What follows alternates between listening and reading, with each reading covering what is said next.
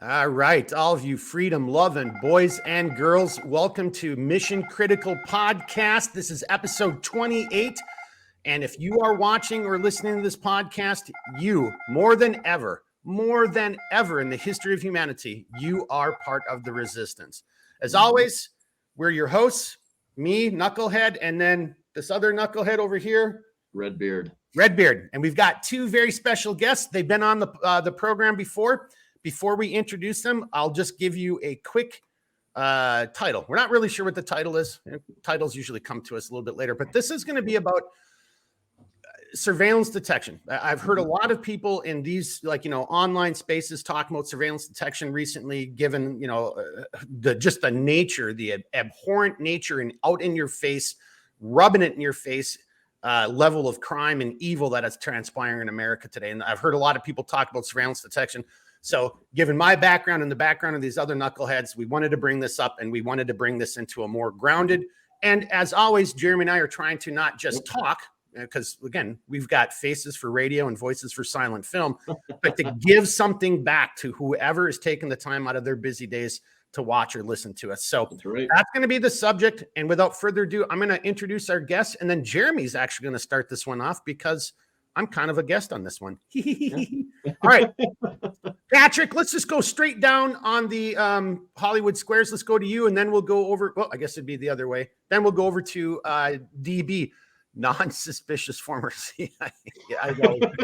All right, Patrick, if you're willing to do so, sir, tell everybody a little bit about yourself and why in the hell how did we convince you to be here today? Yeah. Hey, well, first of all, thanks for having me back. I think this is like the third or fourth time I've been on the show. So my adult life started in the Marine Corps, kind of like morphed into law enforcement, and then wound its way to the agency in a GRS capacity. And then I've maintained my military on the Army side in the intel field, and currently work for DHS Large right now as an intel guy. So kind of have a lot of weird experiences, but they all strangely mesh together. And I think the topic that you had discussed with me, Mark, is probably going to be well suited for me and everybody else on here tonight. So thanks again. Yeah, thank you for coming on. Yeah, thank you for coming on. And a little bit of full disclosure here. So I know Patrick from multiple previous lives. We've had multiple iterations of our life cycles where we've crossed paths and not crossed swords. Don't mean it that way. But that's wrong. Yeah, but I'll just say this: Patrick is probably one of the most anal, and that's a compliment here. But he's really good on the training and the analytical, figuring out how to be as effective and efficient as you possibly can. So he's got the brain for it. So don't just judge him by his pretty face. All right, give what he has to say here a little bit of clout tonight. And then DB, non-suspicious former CIA guy, almost doesn't need an intro, but tell us a little bit about yourself, sir. If I don't need an introduction, I've been doing this wrong. Most CIA guys, you don't know them, but I've been on the show a few times or podcast a few times. Obviously, I'm non-suspicious former CIA guy. Worked with Mark on a few iterations of life as well. He mostly kept me safe, and I just kept the entertainment going. I don't know. I was just the company, but we did that for a long time. These kind of topics are a passion to me now that I have kids, and I know, Mark, you're going to want me to bring up Reno Dads, so I will without being asked. Part of what we do with Reno Dads is write about some things that work for us in our lives as we're navigating this whole fatherhood landscape that's kind of new to all of us. It's new to everybody at some point, their first child or whatever.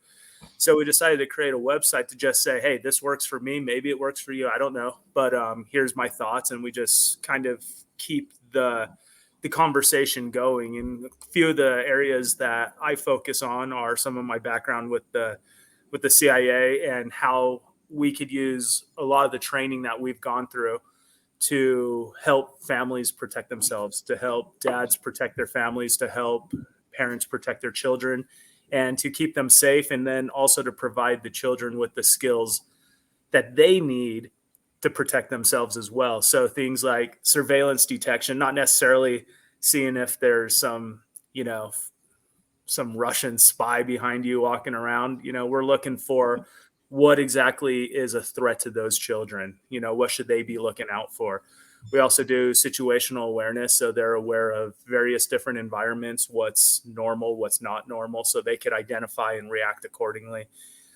We've done some travel safety, all kinds of things that, using my experience, how do I give back to my community, to the people who need this information to protect their families? If it's the little cliche, if it helps one family protect their kids, then I've done everything right. I've done my job, and it's a great success for me. So that's nice. The long of it. Yeah. Hey, and it's always a little bit of personal privilege here. So, David, I had to make a point like, dude, you got to mention Reno Dads. I will have a link to Reno Dads. I really love what David and his, and the men and women in his community have started out there with it. There's been a couple articles, but it's even more than just that. I mean, David's bringing his previous background in there and trying to find a way to share with his community. And and we say it at the beginning of every podcast, if you're watching or listening to this, you are part of the resistance. And I'm just going to, little personal privilege, don't want to speak for Redbeard, but we've been talking about this recently, and just with the way everything's going, it's time to start spicing it up a little bit and giving a little bit more back. And so maybe tonight, not that it matters, but this wasn't going to be the podcast tonight. We were actually going to do part 2 of Guns and Things. But our main guest ended up coming down with a cold. Now we had everybody ready for next week. And so again, huge thanks to Patrick and David for able to slide left, and they were prepped for next week, and they were able to make it tonight. So just huge thanks. And again, to David, everything that you're doing at Reno Dads. And just last little note, David's boys are crushing it. I'm just here to tell you, you got to be so proud. I don't know if we want to just start this off with a little bit of something nice or save that for the end, but dude, some of those videos of your kids playing ball, holy shit, that's awesome. And again, and I said this to you the other night, I could hear somebody chuckling in the background, after a really good hit. I'm like, I think that was David, oh shit, my kid just did that to that guy. Admittedly, it's fun watching my kids do well, because they work their asses off. And, in a society where we don't necessarily live in a meritocracy in the same sense anymore, these two, like my youngest son, he's 10 years old, able to kick a 25-yard field goal. And even today, he spent 45 minutes out in the cul-de-sac in front of my house kicking a ball. He wants to get better. He's driven, and he's going to put in the work. So when I post those videos, a lot of it's this is a huge hit, but man, the work that went into it, the training, the effort that these two little boys put in, it's humbling. I wish I had such dedication and focus when I was their age. Maybe it'll help them get somewhere. They're going to go somewhere. So, well, just don't let them go down the path any of the 3 or 4 of us have gone down, because that clearly is working for everybody. It makes more than anybody, but the rest of us are like, Are you implying that Patrick is our major success story on here? Look at him smile. He knows it. He's like, that's a pretty low bar, man. I don't know about that. So Redbeard, on that note, intros have been done. And again, I'm just going to do this as kind of a little bit of housekeeping up front. But, thanks again. We always say this at the end. We always mean it. And I just want to kind of start it off, because we are about to, going forward for our future podcasts. I mean, I think Jeremy and I are just, with everything that's going on in the world, and that's not the focus of tonight's discussion, but with everything going on, it's time to step into this even a little bit deeper and and it's time to turn it up a notch and start getting a lot more serious. I think we've been pretty serious. We try to have fun, so you got to have fun, as well. But yeah, we're talking some serious topics, and what just again, what Patrick's doing, what David just said, and how his kids are moving forward. You can see this is how it's supposed to be. Life isn't easy. Life will give you rewards, but it comes at a great price. I mean, you got to be dedicated. You got to put yourself forward. And so for this subject tonight, I mean, it really has a place in my heart, because when I did this in the organization, and I can't say the things that I did, but it's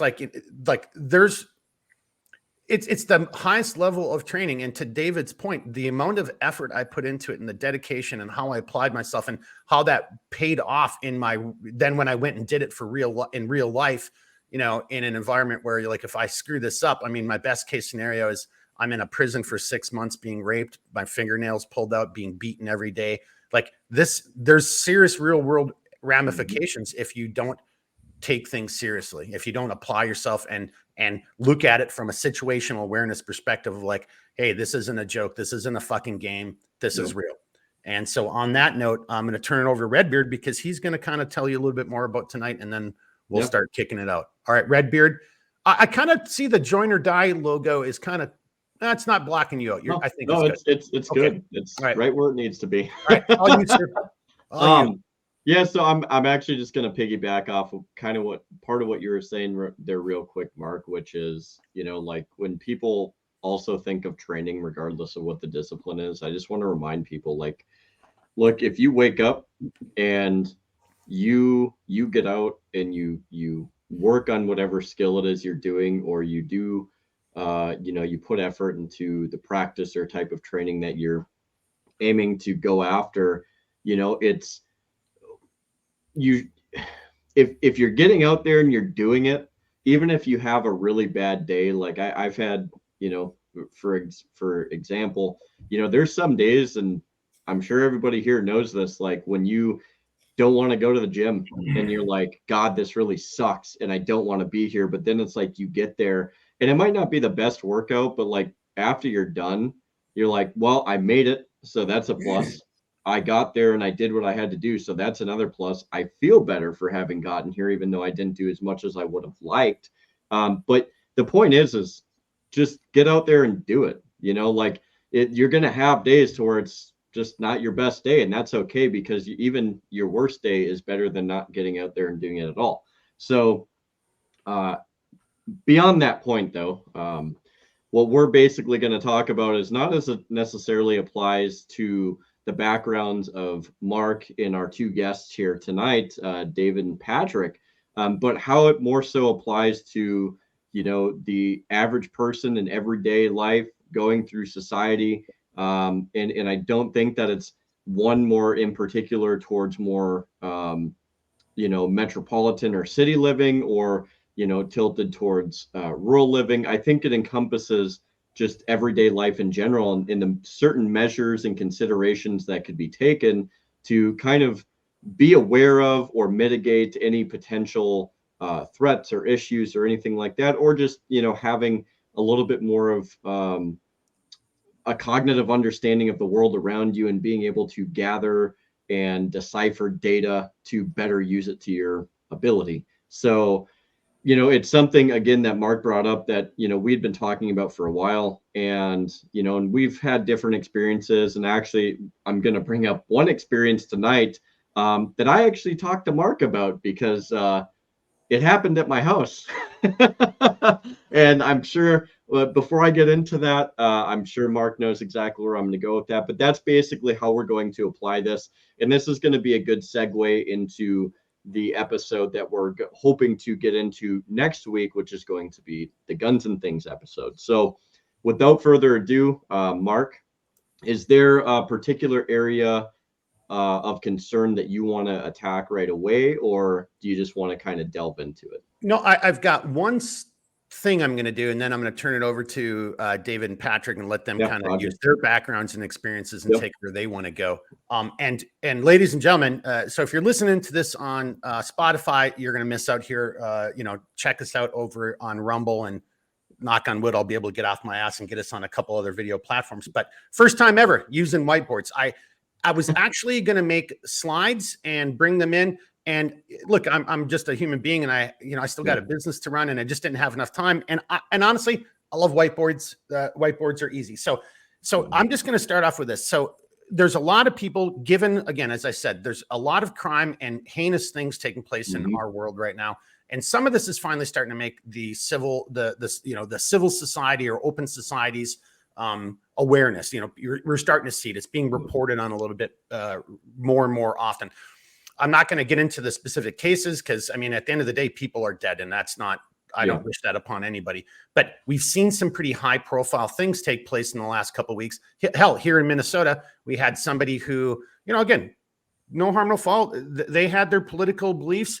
They thought it would be good to do X, and they were, adamantly opposed to it. And then, they just posted a couple of weeks ago a bunch of pictures because they got jumped. And so what I'm just really trying to say is I don't give a shit about your politics.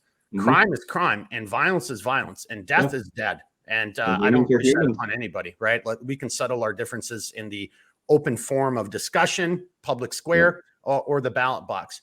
But what I've heard a lot of people saying, and I'm not picking on anybody, I'm not saying they're wrong, but I've heard a lot of people suddenly in the last week to 2 weeks talking about surveillance detection routes. We've done this episode before, and Mission Critical, go check it out. We might want to do this as a training episode. We've done a couple little training episodes. And over to David's point, David, I helped him write a couple articles. David is trying to get this out to his community and toning it down for normal people. And so I just want to take 5 seconds here, and I'm going to use a whiteboard, but I'm going to just want to dispel one thing. A surveillance detection route is something that an intelligence officer or an asset is going to run. These are people who are conducting covert or clandestine intelligence operations, spies, if you will. The ramifications of failure in that world are either death, like, if you're spying, if you are a member of your nation's military or intelligence or whatever it is, and you're giving secrets away to another country, if your country finds you, most countries in the world are just, it's going to be a summary, kind of superficial type of judicial thing, and then you're going to be dead. And if it's me, the guy who's your handler, your case officer, your agent, and I'm out there going and meeting you clandestinely in the field, I'm taking such incredible steps and measures, SDRs, right? And because I cannot bring friends to the party. I bring friends to the party. If Redbeard's my asset and we get rolled up, Redbeard's dead. His family's probably dead. And depending on my cover for status, depending on what it is I'm doing in this country, my best case scenario is I'm probably in jail for about 3 to 6 months. I'm being raped. I'm having my fingernails pulled out. I'm being tortured. I'm getting the living shit kicked out of me. I'm being starved. But hey, they didn't kill me because eventually they're going to keep me. Maybe they're going to use me as a prisoner swap because maybe I'm under an official cover, or maybe I'm not. And because if I'm not under that official cover, I might be rotting in a jail cell in a foreign country for years. And all of those things are happening to me, right? But so when you hear surveillance detection route, I'm just asking everybody, put that out of your mind, because that isn't what you're going to do. And I can't show you what that really kind of looks like. I mean, again, I raised my hand and I raised this hand and I made an oath and I said, I promise not to talk about sources and methods. But what I can talk about here real quickly is this is open source information. It's all over the place. And I'll just give you a brief idea of what this looks like from a intelligence officer, which colloquially is known as a spy. And I hope this shows up. All right. So you see this is a really bad, like I said, I was going to do this as slides, but it didn't quite work out very well. All right, so here we go. Now I got a little bit adjusted. So you hopefully can read that and you see SP. That's my start point, whether that's my embassy, my place of employment, my business, whatever I'm doing. And then you see, the black lines represent, streets. I'm driving down them and I'm going to a location. I'm using this location and it's an anchor point, if you want to call it. It's actually called something else, but I'm given the pretense of I'm driving down here to do normal business. So when we do this in the intelligence world, we're not doing this to lose surveillance. We're not doing this to, do some cool guy bullshit, James Bondy shit. You are being as innocuous as you possibly can. You are actually, even though you're the one who's being hunted, right? The host nation surveillance teams or their intelligence organization, they're following you. And there's a couple different ways they can do this.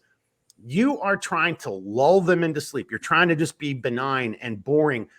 But what you're really doing is you're the hunter. You're trying to do things a certain way so you can gather information so you can be like, oh yeah, no, that guy's surveilling me. And now you're collecting data on that so you can have that for future reference.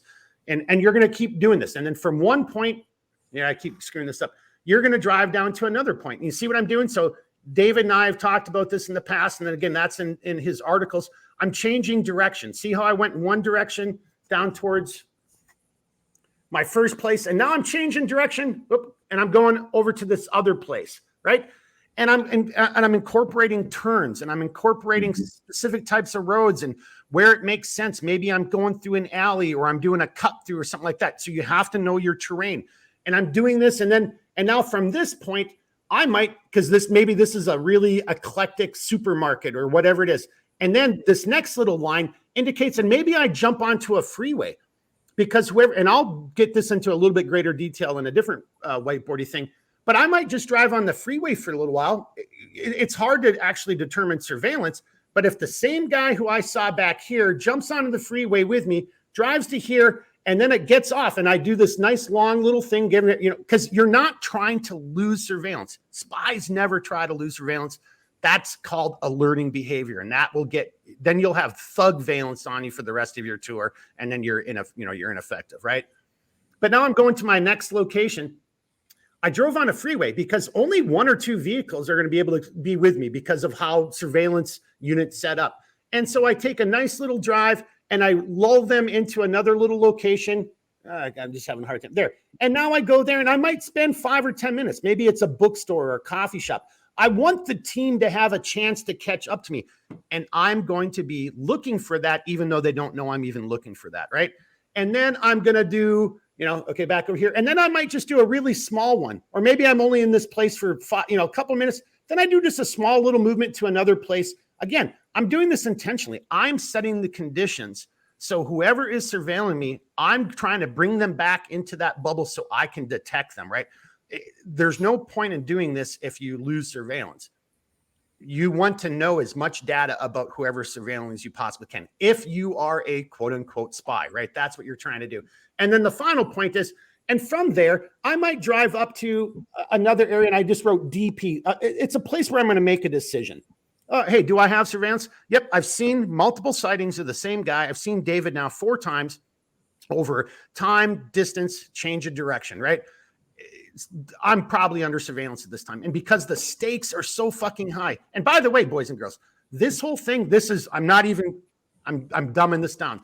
This could take all day long. There's multiple ways. It could be in your vehicle in one section. You go someplace and then get out on foot. You could get onto a train. There's so many different little techniques that you use to try to weed all of this chatter, the chaff. You're getting all the chaff out of there. So you can definitively say, I've seen Redbeard 3 times now in 3 different parts of the city or parts of whatever it is, on modes of transportation, whatever.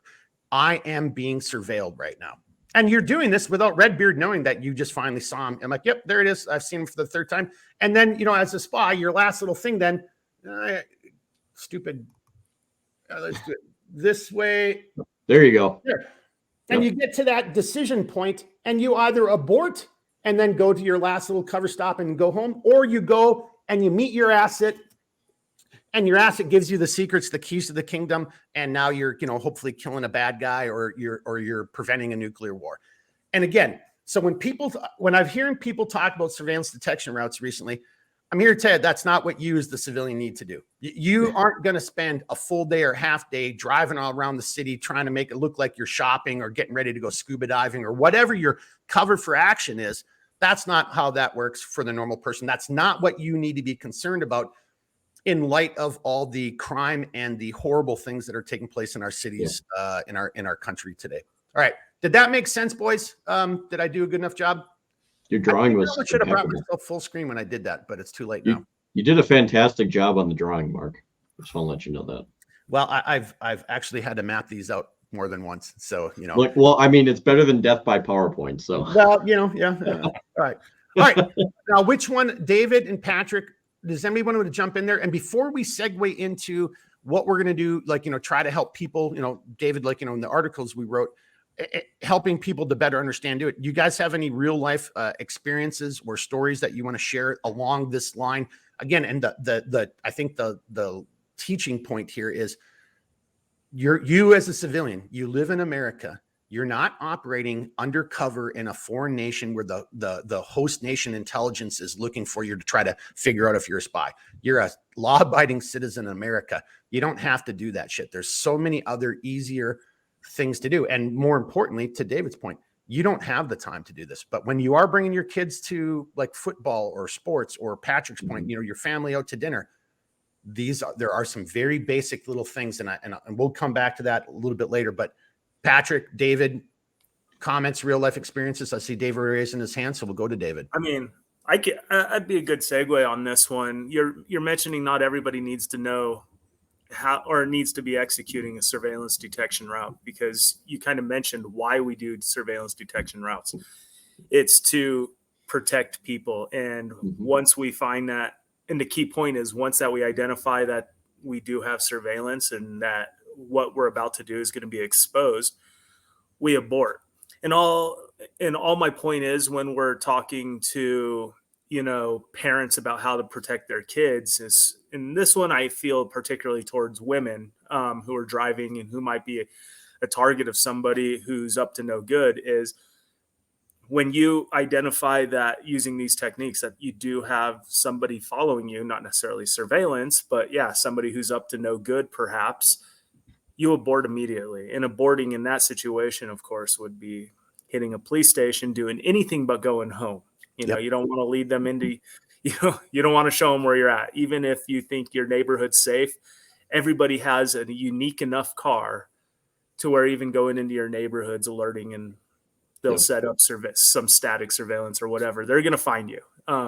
So once you identify the threat, that's when you abort your mission. And your mission is to get to wherever you're going. Get to a high volume place with a lot of people, get to a police station, a fire station, get to where people will help you. And that's kind of the point when it comes to a surveillance detection route and used in the civilian world is, you know, you're coming home from the grocery store, some guy said something to you, you know, for the ladies particularly, I guess for the men too, but you know, if you're going to follow me home, you're going to have bigger problems. But if you're following our wives somewhere because whatever reason, this sick person wanted to do something or other, that's the threat, right? It's the kids that are in the car. That's what you got to protect. That's the mission. And that's part of what we're talking about, taking our training and implementing it into the real world, but cutting off the stuff that isn't necessary. You know, before we turn it over to Patrick, I just want to reiterate what you said. So again, you still can do a surveillance detection route, but you're not doing a real SDR, right? That's what my point was. But I think the real thing that David just pointed out. So we're going to talk about this more, maybe, you know, ad nauseum and go over this a little bit more.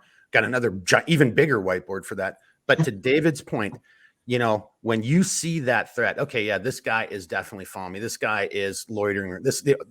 Your spidey senses are going off, and it's not about confrontation, right? And this is where I think Patrick is going to be give us a lot of good comments here. It's not about confrontation. You're not like, oh, okay, well, I'm just going to stop right here and confront this guy, dude. That's not what. I don't care how badass you think you are. That's one of the worst things. And to David's point, you know, okay, yeah, I think I got somebody. Well, okay, call 911 on your phone. Yeah, there's a guy, he's definitely following me, and I'm going to be driving to the West Duluth substation. I'm driving this type of vehicle. He's in this type of vehicle. And yeah, there's definitely some, you know, this guy's definitely following me around right now. You know, you got to like role play that and think that through, because your environment's going to be different from mine, from David's, from Patrick's. But that key point David just made right there, I would just want to reiterate. Your abort is not going home and dragging friends to the party being your house. That is not your abort. Your abort is going to some place where you can have strength in numbers, or people with even more guns than you should be carrying. Patrick. Yeah, I think, first of all, Dave was spot on with that. And what you just said, Mark, is big too. Just break it down for the audience, because some of the colloquialisms we're throwing out there, friends. I mean, we're talking about, like, you know, we have our own little language when we're talking about like surveillance teams and stuff like that. So, and then protection for us, like the primary role was to protect the operation, which would mean protect our relationship with whoever our asset was, right? We didn't want to divulge that we had any relationship with them, and we didn't want to be drawn to them. That's an entirely different situation than what we're talking about domestically. Also, we also used to worry about, largely counterintelligence threats that would possibly expose our operation or our relationship with an asset. But we were also worried about counter-terrorist threats, right? So, terrorists that just happen to know, hey, wait a minute, that's not a local. We pretty much can figure out it's some kind of coalition guy. Let's maybe take a crack at him. Or the one thing that always get left behind, and definitely gets left behind in planning for law enforcement stuff, is like your local criminal environment that are there. It's just happenstance, right? So three basic ways that you can become a target, you personally, in any way, shape, or form. Number one, you can be a target by choice. For whatever reason, you've been targeted. The second one, you could be targeted by your association to someone that you're around. Maybe you don't even know that person, but if some type of an attack occurs and you're nearby, you could be a victim to that. Or it just could be the general location. You just happen to be at a mall or a concert when something goes off, and it's just a location, wrong place, wrong time. So these are things that always need to be factored in. I think the number one skill out of all this stuff that we've discussed so far is probably the observation. So people are familiar with the OODA loop, right? It's used in a lot of different aspects of tactical trainings. You can apply it to sports, you could apply it to day-to-day life, but observation is everything.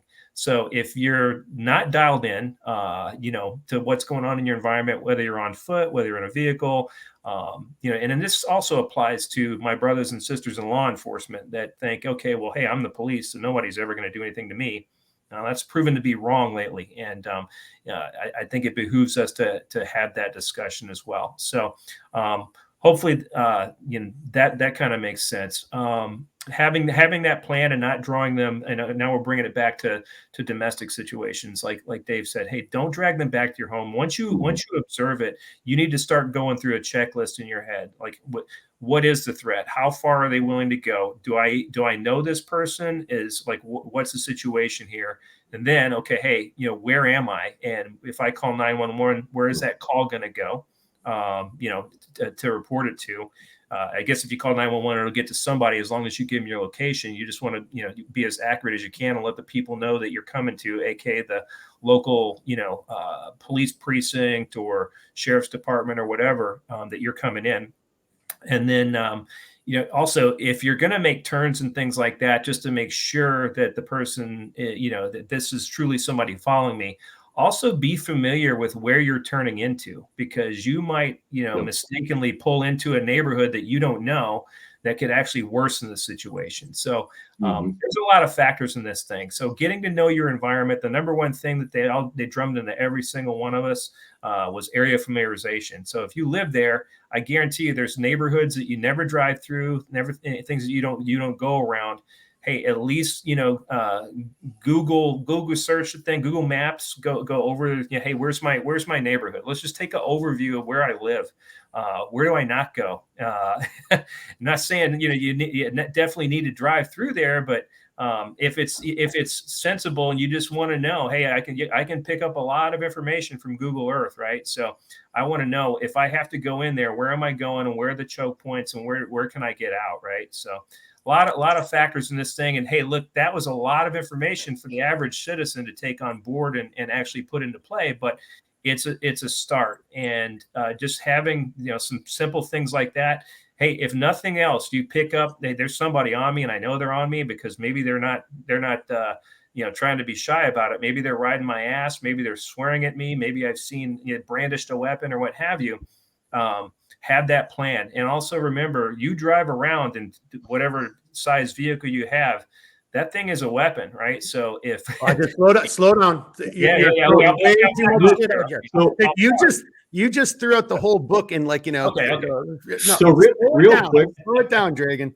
Okay. Real quick though, Patrick, if I could just have you elaborate on one thing for people that aren't familiar with the concept of OODA loop. Do you just want to kind of explain that to our viewers and kind of go into like what it is? I know that there's probably some people that aren't familiar. OODA loop is used in a lot of different settings. I mean, day-to-day life, we do it right now, right? So, but a common thing I like to equate to people is like, hey, you're driving down the street, so you're observing your environment.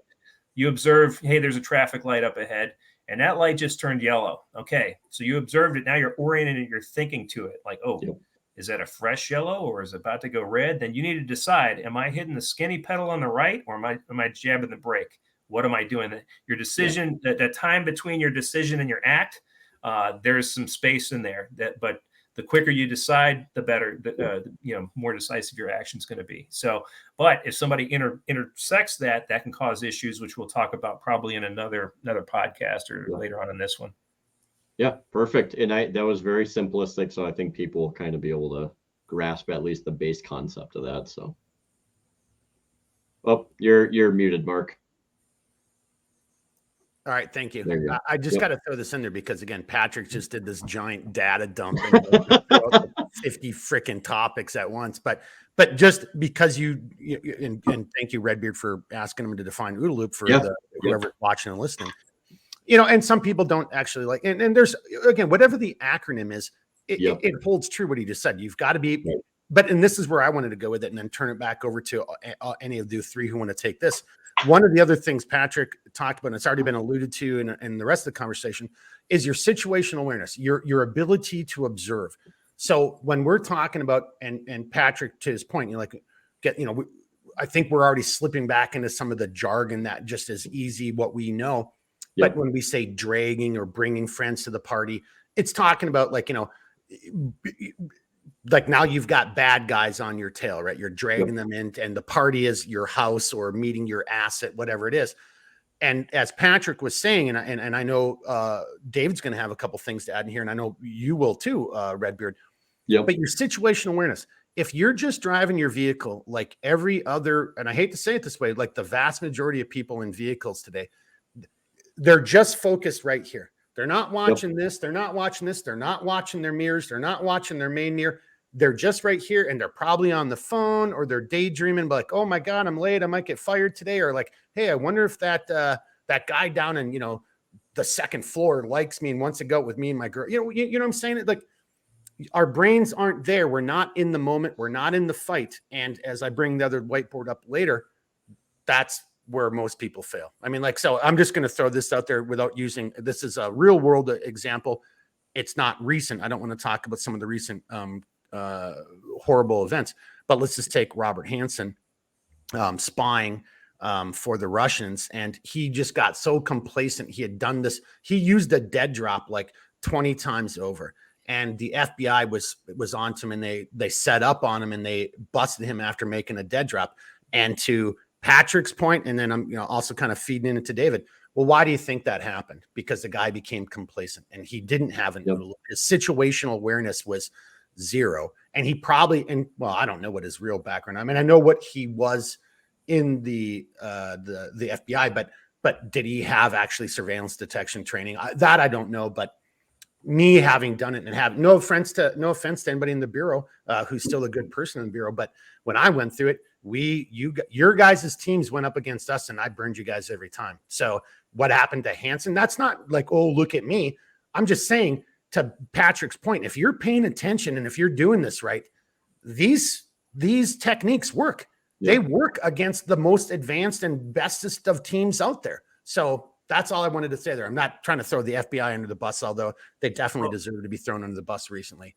In fairness to them, they just have a different mission, right? You remember going through training, and when I explain like a general concept of what CIA training focuses on, it's like we're the cops, police, law enforcement, FBI, they're trained to penetrate a building, for instance, right? Like they're trained to attack, go room to room, clear, right? Where the CIA, we're trained the exact opposite. We're in the building and then there's an explosion and we got to get out. So we have a different approach. And I think our approach is more practical for protecting people because that's what we're trained. We're trained to protect ourselves. We're trained to not be the aggressor like law enforcement. They're going from point A to point B. They're clearing. No one's coming after them. Why does a police officer, aside from the guys trying to go home at night, during their course of work, they don't necessarily need to be running surveillance detection routes. This isn't part of their training.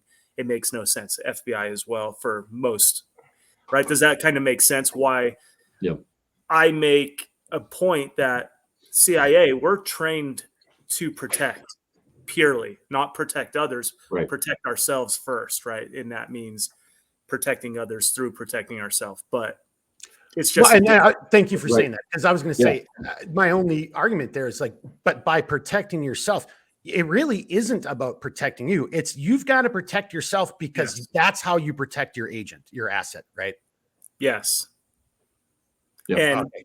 that's kind of my point with that. And so when I talk about people, there's more practical tips than running a surveillance detection route for a mom or a dad trying to get their kids to football practice or whatever it is. And the first one's primarily like just taking your time, giving yourself enough room to get there.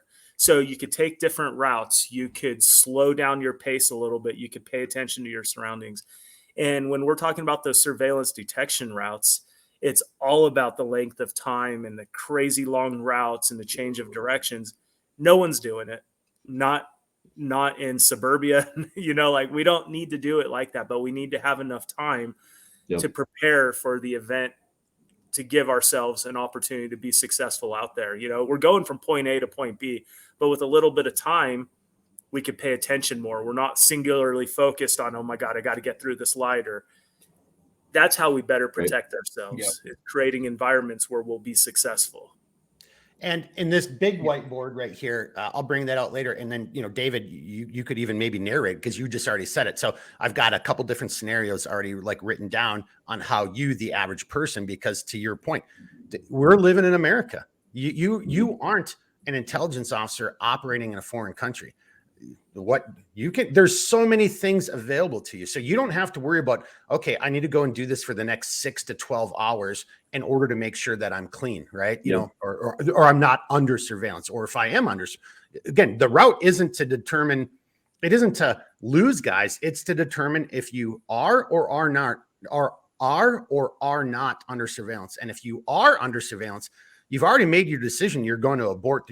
I'm not going to go meet Redbeard. Redbeard isn't going to give me the nuclear secrets tonight because I'm under surveillance. And to everybody's point, I have to protect Redbeard. So, but now I'm going to continue my surveillance detection route all the way up to my abort point, because now my main function is to lull the enemy into sleep so I can collect more data on them. That is not what we need to do in America to protect our families, to protect ourselves and protect our kids. Patrick. Yeah, so I want to kind of follow up on something that Dave said, and I think that that's a critical piece for most normal Americans, or heck, I'll even throw that into law enforcement. One of the things that Dave said was taking your time and preparing and giving yourself that blanket.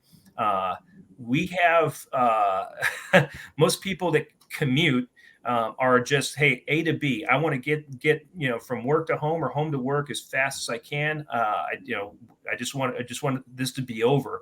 When you get into that mode, you're not really going to engage in your environment. You're not going to take in that information. So if you think about all the time and preparation that we put into some of these things, in an overseas environment, you're not going to do that at home, not to that length. But if you give yourself, if you start leaving, give yourself like a 15-20 minute window, and don't wait until the last minute, or like, oh, I'm leaving the house 5 minutes late, so now I got to bust ass to get to work or what have you.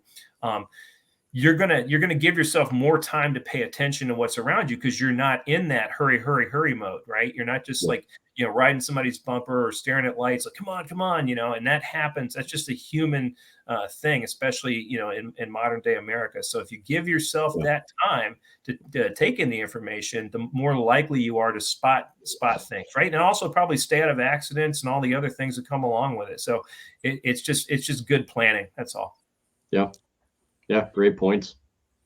But just on that note, though, so to Patrick's point, and I'm not disagreeing with you, Patrick, but life is life, and you never have enough time. Well, I mean, and if you do have enough time, then good on you, right? But to Patrick's point, don't be discouraged by that. Try to figure it out. Wake up, be a little bit more disciplined. Wake up a little bit early. Don't stay up as long watching Netflix and chill or whatever the hell you're doing. Because if you are a parent, if you have a wife, if you got kids, then you got a responsibility, and it transcends you.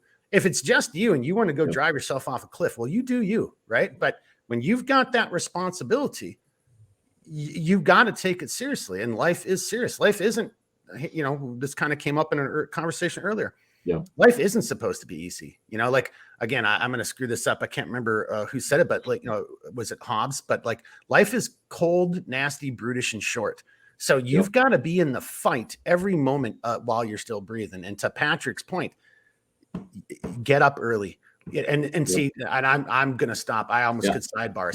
There's things that you should be doing inside your house, Patrick, before you even step out of your house. Now, to David's point, Patrick's point, Redbeard, well, you know, and for anybody else who's been overseas, dude, in some environments, you're worried about the terrorist threat. So you don't just walk. If you just walk out your door and if you got your blinders on, well, guess who's going to be the next person on a snuff film?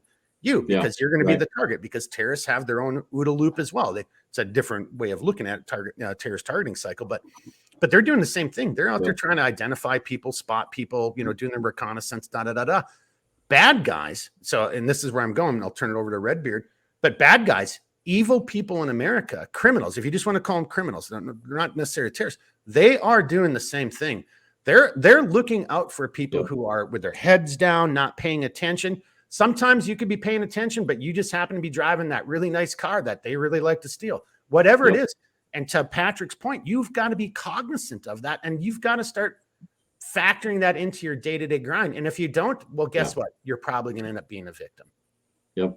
Yeah. I think those are really solid points. And actually I'm going to kind of feed into that a little bit because, you know, when we look at how we are in our day-to-day life, if you will, there's one of the best phrases I ever heard about modern day society is everybody's in a hurry to go nowhere. So it's like, even if you don't even have to be anywhere, everybody's doing like 10, 15, 20 over the speed limit. And it's like, where are you going? Like, and you know, it's like, but they're not. Like, that being said, like, are you even cognitive of what you're doing half of the time? And, you know, and I think having like a system of consistency in like doing things that are going to help get you into good habits, I think it's a very good thing. But what I often feel is people will take something that's should be a good thing, like consistency in creating habits, and they kind of start to just like rest on their laurels. They become complacent. They, you know, then they're in a hurry to go nowhere. They, you know, they kind of leave out these basic things that, you know, you would think would be, kind of key to having a sense of responsibility for your kids or your wife or even yourself, you know, just being aware of what's going on around you and being capable of, you know, because to me, having a sense of awareness is, you know, and maybe it crosses, you know, the threshold of both passive and active forms of defense, because before you actually get into a physical altercation, you know, you should have a sense of what's going on around you.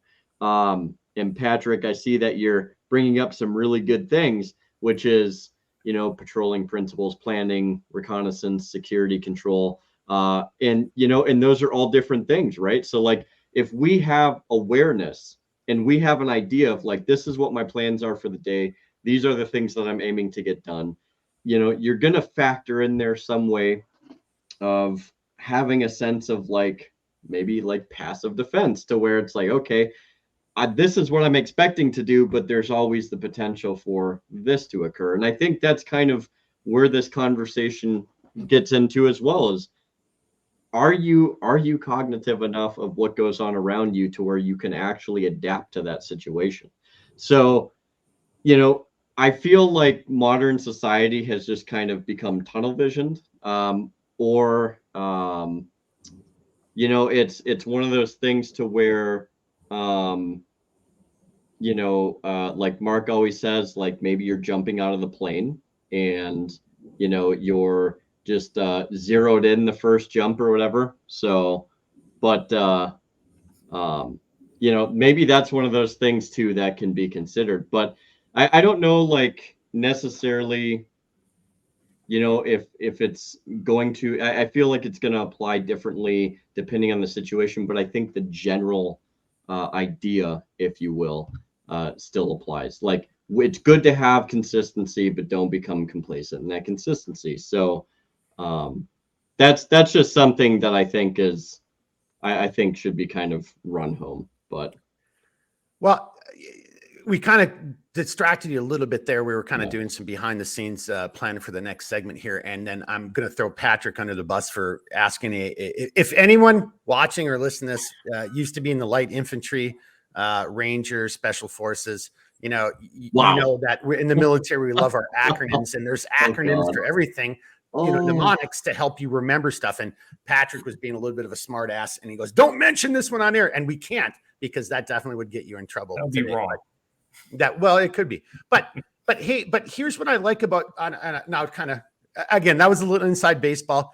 Again, if you think about patrolling principles, and if you were an old school military guy, you already know the mnemonic we're talking about. But prior planning, I wasn't supposed to say it, but I just said it. I apologize. You know, I wasn't a very good spy. I would have told all my secrets right away. Hey, but on a serious note, all three of you guys so far have been bringing up and I kind of want to bring this over to, well, Patrick or David, whoever wants to jump on it first. One of the founding, the key pillars of everything we're talking about on the surveillance detection, if we want to call it that, or just, you know, it's situational awareness, isn't it, guys? I mean, does somebody want to flesh that out? You know, David or Patrick, whoever wants to go next, flesh that out just a little bit more so people understand, because everybody has said it in their own words through our conversation so far. And I think, again, that's us just slipping into, you know, it's so normal to us, we don't even know how to call it, right? It's like saying, well, yeah, that's the sun, that's the east. It comes up that way in the morning and it sets over there in the west in the evening. You're like, you know, duh. So who wants to jump on situational awareness? Because if you know what an SDR is, but you have no essay, situational awareness, great, whatever. Well, there'll be a can I just add real quick for them to enter too, if they're able to? Would you consider, you know, would you consider predominantly more of an active form of defense, or a passive form of defense? Because I think that might be an interesting. You mean essay situational awareness? Yeah. Devin, how would you? Yeah. How would you? You want to take that one, Dave, or I can follow up. Here, I'll follow you. How about that? Okay. So just basic overall situational awareness. You know, one of the things that kind of drummed in from military and agency stuff is hey, whenever you're, you know, outside the wire, depending on where you are, maybe inside the wire, you need to kind of know what's going on, you know, in the local environment, so that you can be ready to respond effectively. And respond effectively means, you know, hey, maybe you're going to save your life in, you know, rural, urban America, suburban America, doesn't matter. Just being aware of what's going on around you and understanding what the norms look like, that type of stuff. I mean, I think Mark brought up hey, where the sun sets and rises and sets, right? So that's you know, for us, it's a very common sense thing to look at. I don't know if you probably I'm in the Midwest. We got hit with all the smoke from the Canadian wildfires earlier. Summer, and hey, that kind of blocked that stuff out. And some people, that was adding a significant level of stress to them, because they couldn't see what they normally see. You know, it was, you know, that's not normal. So, but what if something happens during, you know, the less than optimal situation like that, or, you know, bad weather or whatever? I think just as a whole, I'd say that situational awareness is just being aware of what's going on around you, what looks right, using your gut instinct, and what doesn't. Intuition is a huge gift that we have. I think a lot of people are, you know, not taking advantage of that, or not giving it the credence that they should, because they're used to staring at a device. And you know, hey, you were made this way for a certain reason. Why not take one of the gifts that God gave us and use it for your advantage? And, you know, and I'll leave it there. Yeah. And one thing that, you know, bring it back to the situational awareness, surveillance, and all that, back to the families, and what my mission has generally been to protect the people who live in my house. You know, it's situational awareness always changes based on, or the situation always changes based on where you're at. So when I'm teaching the kids, how to be aware their environment, how to be situationally aware. It's not necessarily bad guys coming to get you, right? We're trying to ingrain them some understanding what the environment is. So if we're in Costco or whatever it is, and someone in front of them drops their wallet, I want my kids to be aware of not only what just happened, but to help out, to participate, to be situationally aware. It's not necessarily only to protect ourselves, but each practice that we go through is to help us understand what are the norms, what are societal norms, so we don't become outliers ourselves, right? If we're singing at the top of our lungs in the middle of a store, we're going to be an outlier, right? And we want to make sure that situationally aware things, we learn what to be looking for, whether it's a negative consequence or any other positive. We're talking about consequences and opportunities when I'm teaching my family, my kids, how to go about developing these skills in the proper way.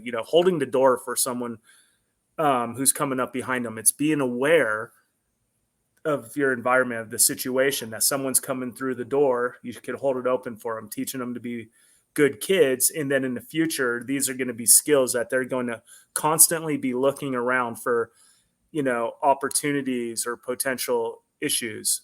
And that's kind of the approach that I've always had, is building blocks of teaching situational awareness. That's a great point. Can I follow up on that real quick? Yeah, I just want to just add in there, and I think what David and Reno Dads is doing. I've been writing some notes as you guys are talking, but just that last point, building blocks. You're not going to get your family or everybody on board with this in one just giant data dump. And here's what we're doing this weekend. It's those building blocks. And to David's point, and I'm sure he's already doing it. You find ways to make it engaging, make it fun.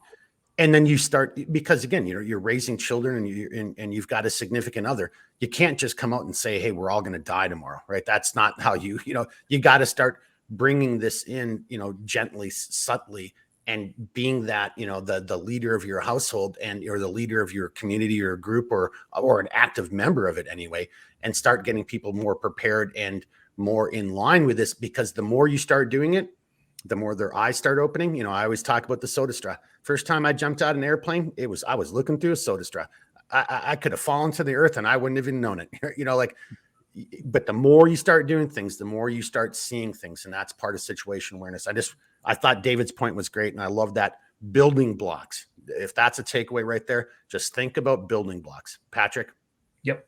One of the things Dave brought up, I thought was great, is I think a lot of folks, we're kind of coming at this from the standpoint of we're all dudes, right? But our listeners, you might have folks from all walks of life, right? So one of the questions that I ask, I do a lot of training. I ask people, hey, who are you? And I'm not asking that in some kind of weird existential, sense. I'm asking them, like, who are you?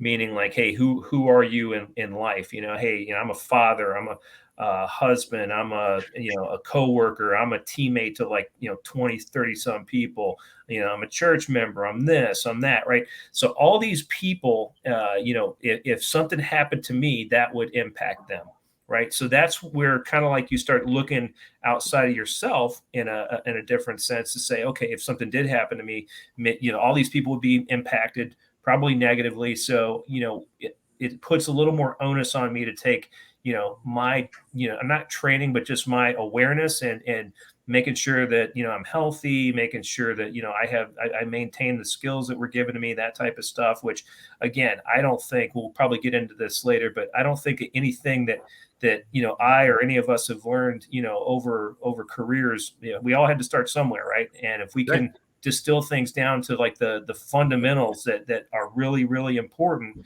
to people that are effective, that's great. I'm a Tony Blauer instructor. One of the things Tony likes to say is, hey, if somebody falls down and has a heart attack, do you need a cardiologist there on scene? No, you need somebody that knows first aid and can perform CPR and maybe use an AED. That's what you need. Guess what? That's what we need to look at. Hey, what's the most effective, almost like the minimum effective dose of whatever it is that's going to, get us home or get us off the X and then get home or what have you. So hopefully that makes sense. You left a lot there again, as always, to unpack, but that was a lot. So I would just like ask everybody, and if you're not already doing it, just hit pause, go back, rewind, listen to that again. I mean, there's, this isn't a training class. We're not there with you for months at a time, and doing this stuff. But Patrick just raised some great points. David's raised some great points. Right now, Redbeard and I are both like the stupidest people in the conversation. So, but go back and just honestly, just replay that last segment between David and then my little comments about David and his building blocks, and then what Patrick said. Those are some incredible points. And I like it. And I'm going to end it as I turn it over to Redbeard. I like it because what Patrick just said is something I've said for a long time. We don't know what we don't know. And everybody has to start someplace. Maybe you are especially gifted, and when you first starting doing something, you're already at like a journeyman, you're already at a higher level. That's normally not how things go in life though, right? So just take that to heart. You've got to start someplace, and you more than anyone will know how to start and where it is. I don't know your family situation.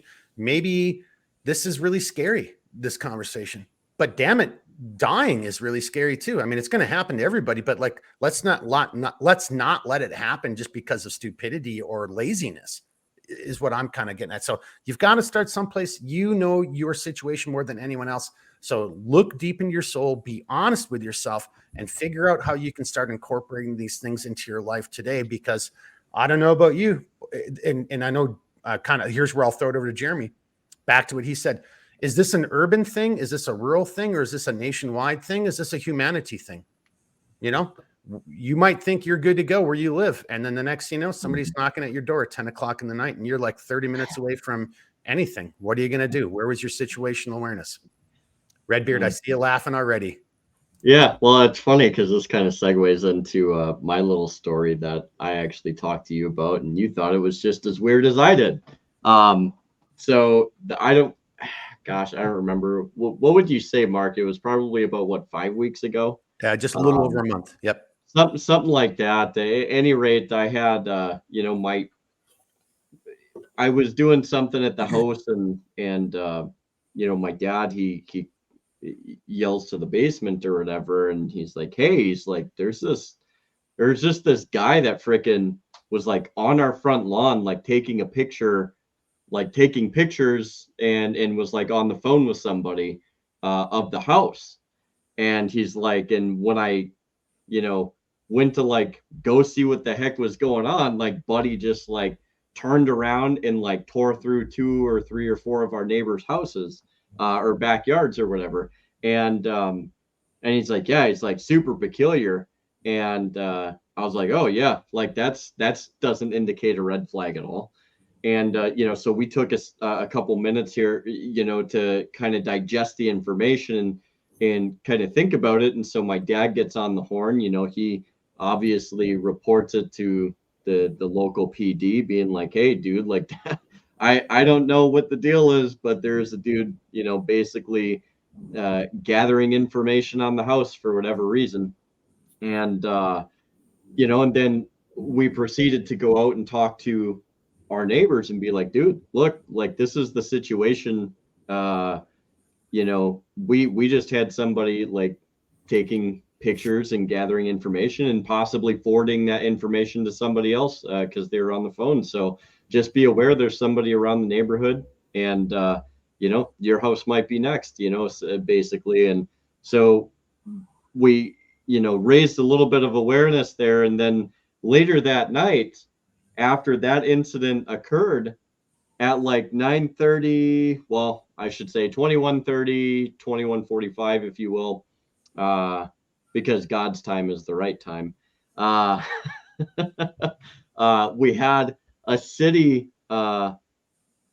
Well, I shouldn't say a city, but we supposedly had a van with a city decal pull up, and guy had no ID. He had no work vest. There nothing indicating that like he was from the city or was there doing anything within a realm of reason.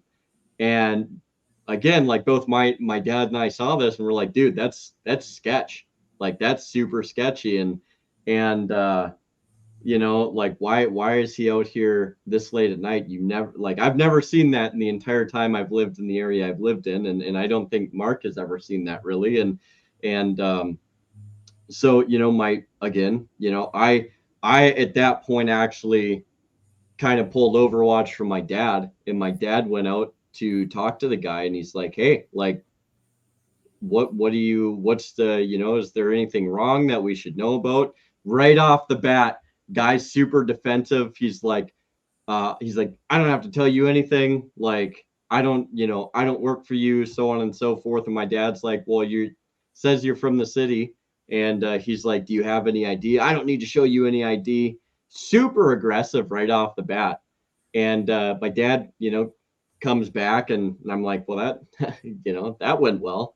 And, you know, so this whole thing carries on, and he, you know, supposedly the guy had mentioned to my dad, he's like, he's out there reading meters. And my dad's like, that doesn't even make any sense, dude. Like, it's almost 2,200, you know, like I've never seen anybody in the time that I've lived here out reading meters at almost 2,200. That's just very bizarre. Well, you know, to kind of shorten this up, I guess my dad put in a couple of different calls the following day to the dispatcher. He talked to two people from dispatch, and he's like, hey, like, do you guys have anybody that was up in this area around this address at this time?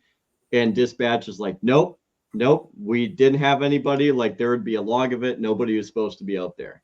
My dad's like, huh, like, is there anybody else that I can talk to? So he talked to somebody else, and they said the same thing. Well, he ends up calling one of the supervisors for the city, and they disputed the fact that the dispatcher had put out there and said, oh yeah, like, there was absolutely somebody out there. And he never said the dispatcher was wrong, but he said there was somebody out there, which I thought was interesting. And then he goes and tries to turn it into this point to where my dad's like, well, you do realize, like, that creates a dangerous situation. And, you know, like, not knowing if the guy's supposed to be there, if the guy's not supposed to be there, the time that he's there. And the supervisor becomes super hostile over the phone with my dad, being like, you know, I don't have to say anything to you. And you know, it seems like you don't like government. And my dad's like, oh, it's one of these conversations now. So, like, the whole thing just kept escalating. We were never able to figure out who the guy was, who he was with. To this day, I'm very suspicious about it. And I'm more inclined to believe that the dispatcher isn't going to be wrong, because they're the one that has the logs. And per, you know, when you do labor, you have a log of the places you do work at. And the way my dad kind of took it, he's like, dude, like, there's something about that supervisor that seemed like they were covering up something, and they got caught, and that's why he was upset. And again, I don't know what it was. He doesn't know what it was, but it pays to notice these little things, because it's like, this guy was here at this time first.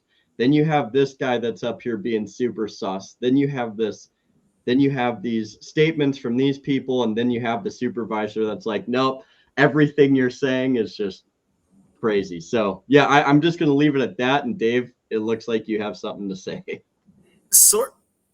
Mark, you're muted. You're muted, Mark. Sorry, I'm trying to be polite so no one hears me kind of coughing a little bit. There, I just did it anyway. Well, so I'll just stay off of mute from here on out. All right, way to go. Ooh. Hey, but before I bring it over to Dave, I just want to kind of point out. So Patrick's already made a comment, point to this. Redbeard, your story brings this up, and I think it was David who may have been the first who brought it up, or somebody brought up spidey senses. That's your intuition. And all I want to say before we go over to David is we've already heard a couple examples, and again, this is kind of surveillance detection, but it's not right. It's really more about the some basic skills and some things you can put in your hip pocket. But one of the key things here is that right there. I think as a modern society, we have a lot of our intuition, our spidey senses trying to be beaten out of us. Like, oh, what, you're afraid of this, or what's this? But your brain is saying this isn't right. This is wrong, right? Something's not right there. So on that note, there's something I very strongly believe in. Yeah. Dude, when you're whatever you want to call it, when your spidey senses are tingling, you better take effing action. Because 9 out of, and who cares? It's not like, I'm not saying, you know, pull your handgun and just start shooting willy-nilly. I'm not saying that. You need to start taking action because you're on the X right now, potentially. Yeah. You need to get the fuck off of the X. Take action. Who cares if people think you're crazy? Like if you start blowing a whistle or you grab your family and you turn around and you go in the exact opposite direction. Get off the F and X. Start trusting. We have to figure out how to start trusting our intuition, our animal instincts, our sixth sense here. Well, and real quick, just one more point, Mark. When I had that discussion with you, I told you exactly what my posture went to, especially after that second guy. I was like, nope. All right. Nope. This is a big bag of nope. I'm not playing around anymore. Like, and honestly, I wasn't there. I can't condone or condemn you, but like, I'm like, that makes all the sense in the world to me. Like, boom, another tripwire, boom, final spot. Like, you better act upon that shit, or you could be. Look, worst case scenario, you're embarrassed. More worst case scenario, you're fucking dead. So look, I would take embarrassment over dead any day. If I overreacted by a smidge and it's just like, dude, you're kind of retarded. Like, hey, that's fine. I'll take it. Well, we're all kind of retarded for being here doing this podcast. David, you had a point and we are digressing. So it goes back to one of the key points of surveillance detection is what are we actually looking for? It's those outliers, those guys who are following you or something that's out of the ordinary. And in Redbeard's case, there was an outlier, and it's one of the easiest things to identify in kind of a similar story, but a little bit less intense is in my neighborhood, we have an HOA.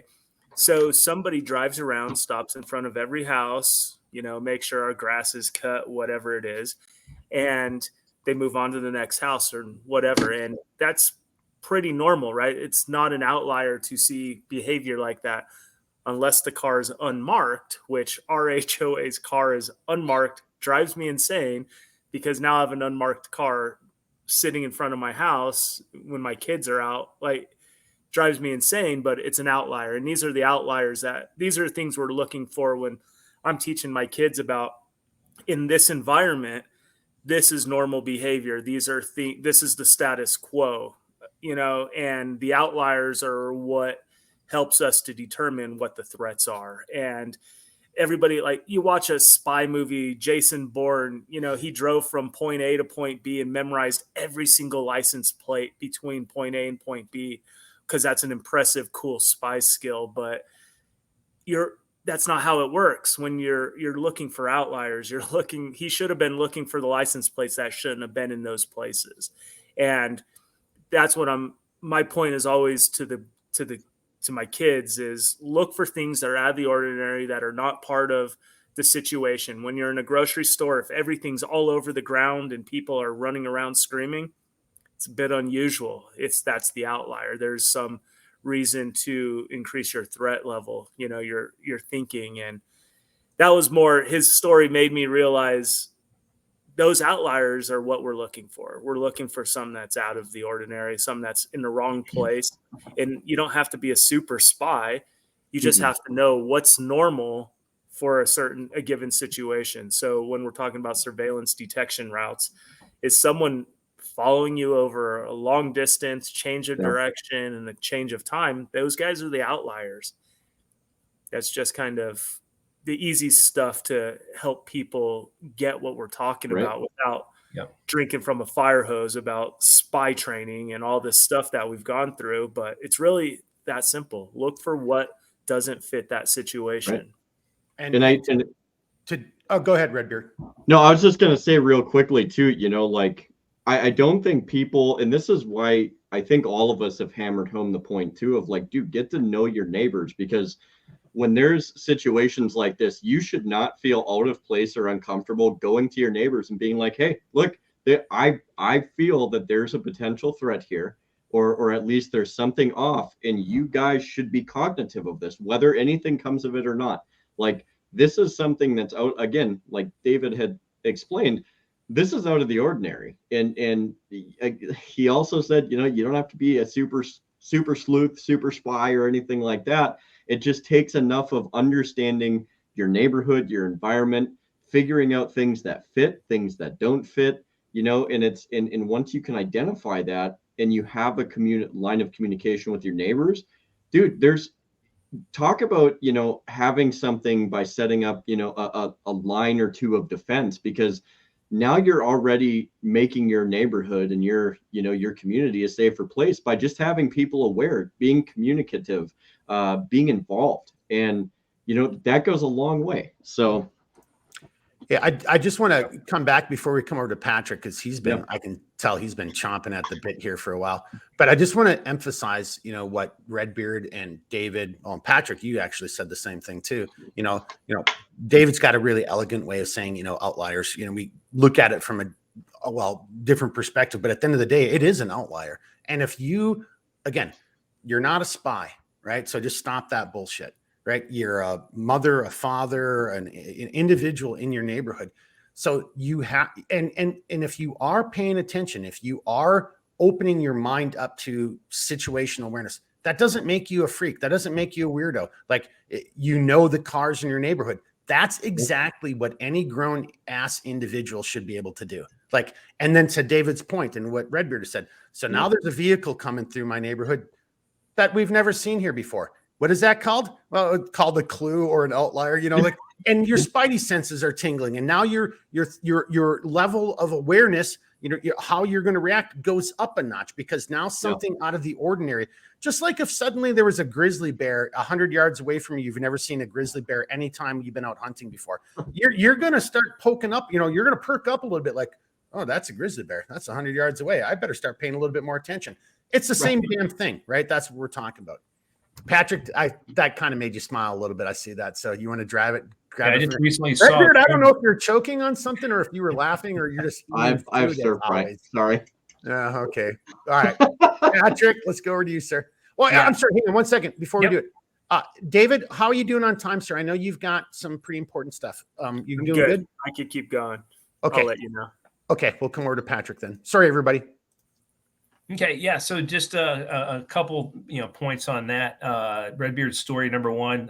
I'm sure, you know, somebody out there probably experienced something similar. But people coming to your house, right? That's kind of always a little. People that you don't know come to your house. It's always a little attention gathering, right? So from a legal standpoint, and so I, you know, worked in law enforcement on and off for, I don't know, a good like 15 years, but you see this stuff and people are hesitant to take action. Like, where is your line to take action? So from, you know, a legal standpoint, if you were to look at this, we use the reasonable man concept. What kind of guy checking your electric meter comes at 10 o'clock at night and expects there to be no issues whatsoever?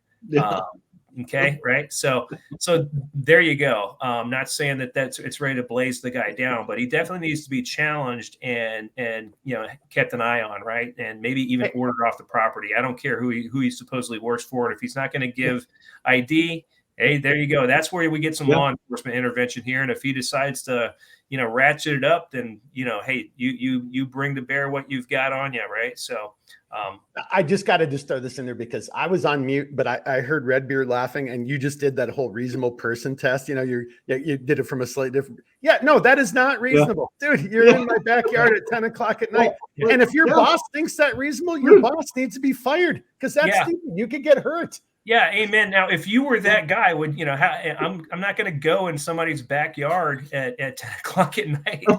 Number one, because I don't want to get shot. So you know that begs the question: what the hell is that guy doing? It doesn't pass like the common sense test. So, yeah, just different. But yeah, I think this brings up you know, a couple of different things. You know, I'd ask Redbeard, you know, how did he or his dad feel when that was going on? Because it's anxiety. There's a little bit of stress. It's an unknown, right? So it's like, hey, here we go. We're moving. If you're into the condition colors, right? Hey, we're moving into like, you know, we're in yellow. Now we're in like orange and moving up. So, oh, hell yeah.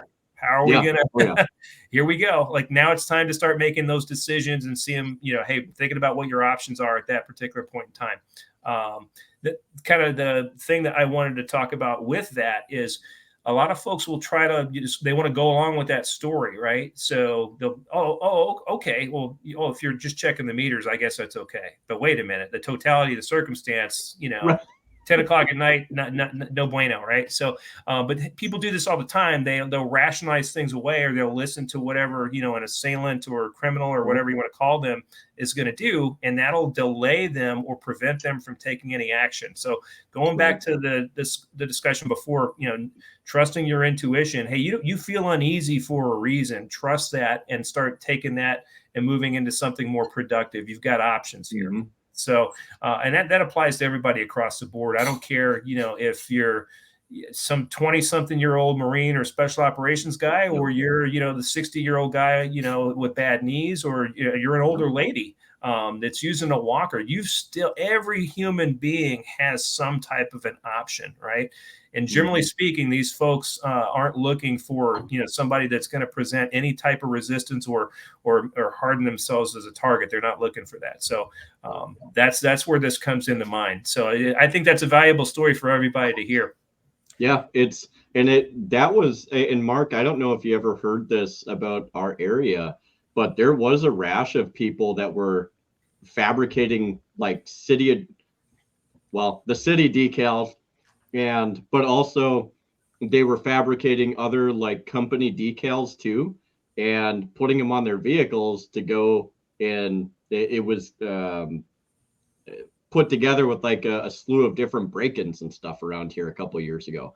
So it's like people do that, and it's actually not difficult to get a city decal, slap it on your car, and be like, oh, well, I'm from the city. So it's like, dude, like you can fool some of the people some of the time, but this ain't it, homie, especially at 10 o'clock at night. The spy in me loves that. I'm just going to throw this over to, David just said it, because, that's exactly what we do. We just would fabricate our own things to make it from again, there's close scrutiny, near scrutiny and far scrutiny. Yeah. And so without getting into some of those other issues, because I think Redbeard, as we go forward, we do more of these because, home defense. What, just because a guy's got a clipboard and a hard hat, you're going to open up the door and let him into your house or in your backyard? Like, that's freaking stupid. And I think we've already kind of done that a bunch of times. We talked about this a little bit on Carver too. And then Patrick just even pointed out, Patrick heard your story for the first time ever. And he's like, yeah, dude, that's not right. You shouldn't be in somebody's backyard at 10 o'clock at night. Like, no, you're going to get jacked up. I mean, that doesn't work. It doesn't pass the sniff test, as we call it, right? So, hey, as you guys keep talking, I just want to take a quick little break as I figure this out. I'm going to bring myself full screen because we're going to get over here in a second. Oh, yeah, there we go. I don't know if we're going to be able to see this with the light. I might have to get Spoon to zoom in because it's this one right here. Yeah. If you can zoom in, I think I think if we just zoom in. All right. Anyway, I'm going to go off screen. I know David's got a couple things, and we're just going to try to see if I can figure out how to make this work here for the next segment. David? Oh, what do you need? Well, what do you want to on that whole note? I mean, here, I kind of like, what you guys were talking about. And here's an area to go to. Both you, Redbeard, and Patrick have brought it up. Where we're talking about intuition. You hear a lot of people talk about gray man. So we're really talking about surveillance detection, how to know if an evil character, a criminal is potentially following you. You'll hear a lot of people talk about the gray man, but I think that, just like so many other terms, is misinterpreted or it's misrepresented, because you brought this up. If you're just walking around and your head's at the ground and you don't have no situational awareness, well, the criminal element is looking for the easy target. I just saw, again, and I don't want to be too specific because this guy didn't die, but he was assaulted and it was violent, but he was walking down alleys in Chicago, and the guy he wasn't being a gray man. He was being a target. He was just head down, not paying attention to anything around him. So again, I'm kind of still bringing it back to situational awareness, because that still applies to when you're driving or when you're walking. There's so many facets to this. And I guess I'm just throwing that out there too, because to Patrick's point, and I apologize to everybody, we're trying to do this in a 2 to 3 hour block. And this is like, this isn't even 3 weeks. You can't do this in even 3 weeks of actual training. I mean, you're talking 2 to 3 months to actually even get enough training on these aspects to even begin to really see the world in a different way, and a way in which that you can actually protect yourself, thereby protecting your assets. So yeah, I mean, we're doing the best we can in 2 to 3 hours, everybody. David. And again, it just goes back to a lot of the situational. It's, you make yourself that outlier. If you're going to go down and out, if you're going to be in a big city like San Francisco, Chicago, you're fucked anyways. Like you're just on the radar. You're a potential victim waiting to happen. You're in the wrong place at always the wrong time.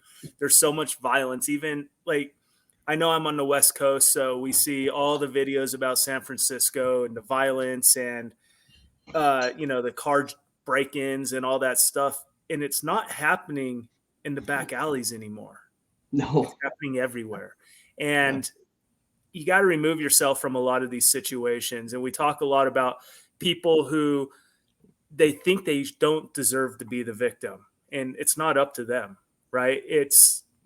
And I don't know if it's politically correct, because I see a lot of people saying don't attack girls for what they wear, because most people are saying you shouldn't wear that out in public. Mm-hmm. And I kind of get what they're saying. Like, yeah, we shouldn't live in a society where we are making comments about what those girls are wearing if it's not our decision to wear what they're wearing. But I'll tell you, there's certain places you don't want to wear that stuff. And just because you think it's your right to to wear that stuff, you're an outlier. You're going to become a victim, and being a victim or not is not up to you. It's up to the person who's going to target you, and what you're wearing or the situation you put yourself into. That's what's going to end up resulting in your safety or not being safe. And the guy walking down an alley or getting stabbed or being in a neighborhood he shouldn't belong. And I'm not saying, again, it's the whole politically correct thing is what people get screwed on, but there are neighborhoods certain people don't belong. You're going to be an outlier, and you're going to stand out, and the criminal element's going to love seeing you. You're not you're not the gray man anymore. No, and as we kind of, before I segue over this, just 2 quick comments, give Patrick a chance, and then I kind of want to get over this because we're on this point. But David, to your point, the argument that like, well, I should be able to wear what I want. Well, you should, but that's not reality. If you wear what you want to wear, and that's like saying a drowning man doesn't have a right to life. You're drowning. Like, you have a right to try to save yourself, but that's all you really have, right? And it's up to you. Nature isn't going to hear your arguments. You either will drown or you'll be able to swim to shore to safety. I have a right to wear this. I have a right to. Yeah, if you do it in the wrong places, there's going to be potential consequences, whether it's illegal or legal. It doesn't matter. Mm-hmm. That is reality. That's life. And, and actually, I kind of want to bring this all the way back over to Patrick, from probably like 30 minutes ago. Patrick, you made that, again, you use that kind of jargon, outside of the wire.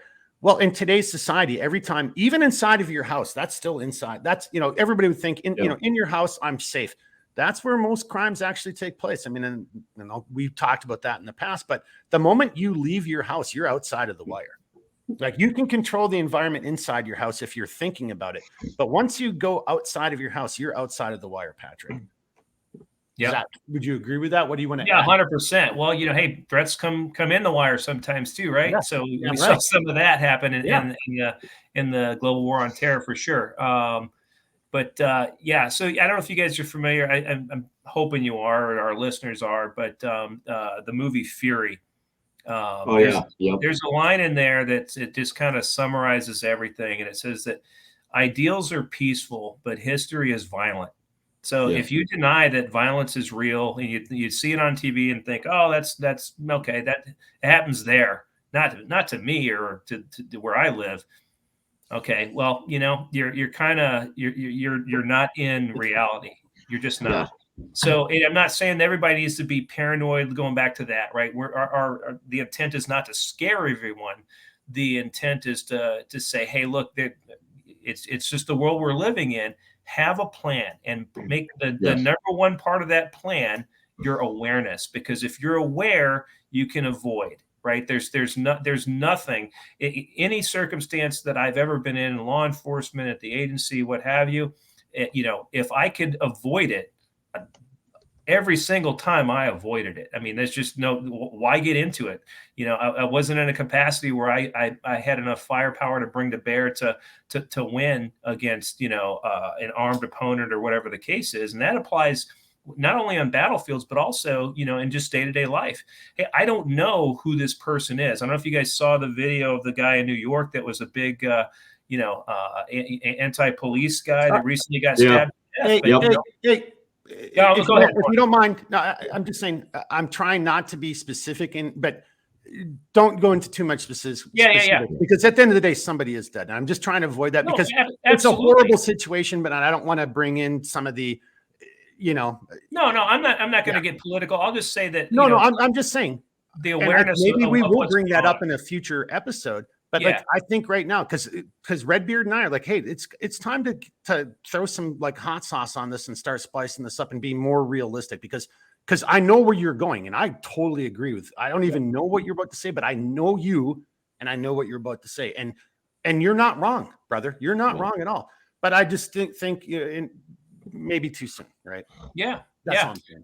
Yeah, no, I'm not gonna throw any stones at anybody. I'm just saying this, the awareness, right? So the guy walked past and they saw it and started walking in the same direction while the guy's kicking stuff and starting to have like some kind of tantrum, for lack of a better term. But they walked right towards it, and that just kind of exacerbated the thing. Awareness, it will literally save your life. The old. Joined the military in 1988. Stay alert, stay alive. It's really that simple. And if you can employ that, like it's amazing, the trouble you can stay out of, without even, adding the skills. That's your number one skill. Yeah. That I think that's the best thing anybody can take away from this. And just to add on to some of what you said there, I kind of dropped it in the private chat too, but and me and Mark talked about this, like hope is great, but hope ain't a tactic. Like you can live in the nicest neighborhood in the world, but dude, if you're not locking your house, you're just inviting problems. Like I always hear people like, I live in such a nice community. I don't lock my car. I don't lock my front door. And I'm like, you're freaking insane. Like I would not want to make it easier for somebody to overcome me than it has to be. If anything, I want to make it a monumental feat if possible. And look, there are a lot of good people in this world, but there's also a lot of bad people in this world. And if you're hinging everything on hope alone, it's going to be a rough life, and it could be a very short life, depending on how you go at it. So. Well, hope is not a method. And what is it that Stalin said? How many divisions does the Pope have? Patrick, I think you or David already brought this up. Show me a point in history where violence actually hasn't been the deciding factor in whatever the discussion or the debate or the issue in society of that point in time was, right? And to the other issues we're talking about, it doesn't matter if they're right or wrong. Somebody wanted to use violence against you to steal your shit or whatever it is. It just even look at what's going on right now. We have political violence taking place. So violence. And I don't want to get too sidetracked. I want to kind of bring this back over to the surveillance detection and just show some common sense things that people can put in their hip pocket. But I see where this conversation is going on its natural course, which is, boys and girls, it's your decision-making process, your OODA loop, your situational awareness. None of this other stuff that we're talking about will matter if you aren't willing to acknowledge that there's people who are going to use violence against you, potentially against you, or against other people in society. Unfortunately, I know everyone wants to think it's all unicorns and rainbows, but that's not the world we live in, and we're not even close to being there yet. So, so anybody want to respond to that? Because after that, I want to kind of come over to the final little whiteboard thing because I already know, I can already see the direction that we're going, and we already kind of talked about this. I kind of want to get this out there and then let the conversation take the natural course where we all know where it's going to go. Who wants Yeah. to Hey, Mark, I chime want in? to add one Yep. quick thing, right? So, the kind of the genesis behind all of this stuff, and we're talking about, surveillance detection and how it can apply to, people here in America, regular citizens, right? Somebody's doing something to cause that action, right? It's a cause and effect situation. Mhm. So the fact that that's happening, and being aware of it is what drives things. People, first of all, laws aren't going to protect you. Laws are for the after party. The police, 9 times out of 10, are there for after party. Think of them as like referees on a football field, or soccer pitch or whatever, right? They're there afterwards. They're not there to help you right then and there. What changes this, and I'm glad we're talking about this, is you are being proactive and taking yourself to them. Because being a former patrol officer, I work narcotics, I work SWAT. The response time is real, right? So even if it's like 4 or 5 minutes, which is extremely fast, how much damage can someone do in that 4 or 5 minutes? That's a complete UFC round. Not saying that UFC is like reality, but you see a lot can happen in that time space when you add like multiple opponents, weapons, all the other things that come with reality, right? So. Just that's what that's the level of importance with this stuff. You cannot, be responsible. You can't just think, oh, the police are magically going to appear. I like this because we're advocating go to the police, go to them, make the response time 0. So I'm before I come over to David, because when you were full screen, Patrick, I saw David smile about something. I just want to throw my little 2 cents. I've been saying this forever and a day, and I've said it on this podcast. And I'm just throwing it out there. And again, it's not me. There's a million other people who say this and think the same way. 1 to 2 seconds is forever. Well, I'm going to rephrase that. 1 to 2 seconds is a very long time. People think like, oh, that only took a second. I'm like, do you know how much shit I can do in a second? That's a long fucking time, especially if a weapon is involved. But to your point, Patrick, 4 to 5 minutes, which is a fast police response time, dude, that is forever. That's a lifetime. That's, you know how much damage can be done in 4 to 5 minutes? Because I know what I can do in 1 to 2 seconds with a handgun or a weapon. 4 to 5 minutes. Yeah, dude. Yeah. If your mindset is like, oh, they're going to come here and help me, you're already dead. 30 times over. Yeah. Now, if you live out in the rural areas or sometimes the suburbs, maybe it's longer, right? Because especially in the rural areas, you're talking about like 20, 30 minutes. Yeah. So you've got a lot. I mean, you cannot outsource and think the police are going to be there in any capacity to save you. Again, the laws are on the books. The police are there for afterwards. Hey, you've got to have that ability to protect yourself and your family and your loved ones. And that starts with no other way around. And that starts with situational awareness. Again, we're going to do this more, but we'll do a home defense one in the future, because that's another part of it. Like, knowing your house and your environment and shaping your house and your environment so it's advantage you, disadvantage bad guy. But again, to your point, it's got to be the mindset that, hey, there's no one coming to save me. And if they are coming to save me, they're not going to be here for 4 to 5 minutes. So if nothing else, you've got to create a strategy, whether it's your surveillance detection, whether it's your home defense, your personal defense. You got to figure out a way. How can you stay alive for 4 to 5 minutes? I'm here to tell you, that's really difficult to do. That's almost impossible to do, depending on who you're assailant and the number of your assailants. And I know there's a bunch of tough guys right now saying, well, I could fight off 2 to 3 guys. I'm like, no, you can't. Fuck you. You're full of shit. Well, see, I'm just going to stop right there. David? So I go back to one of the most vivid parts of our training, and it's avoiding everything, right? We're using all of this training, the surveillance detection, the situational awareness, to prevent the situation from getting any worse. Obviously, if the situation gets worse, it gets worse, but we want to alleviate all those potential issues from the get-go. Once we identify we have someone behind us or somebody's up to no good, remove ourselves from that situation. The favorite thing we used to say, get off the X. And I just remember in training, it was vivid. Like, you're in a car, there's a roadblock in front of you, and literally the car where we're sitting is get off the X, and you drive through the cars. And it is the most vivid way of that I'll forever remember. Getting off the X is you you go through, regardless of the obstacles, you just get yourself to safety. And a lot of the problems, I think people, like you kind of mentioned, they think they could take somebody or they could handle this situation, or their ego becomes bigger than the situation for them. They can't control their own ego. And I do jujitsu. Obviously, I have some training, and I'm still getting off the X, man. Like, I've seen, even on the mats, I've seen guys who weigh a fraction of what I do whoop my ass. I'm not going to assume the bad guy can't do it either, right? So it's just one of those situations. I don't know if he has a weapon, better trained, more determined, right? Like, whatever the situation is, it's better to avoid it in the first place.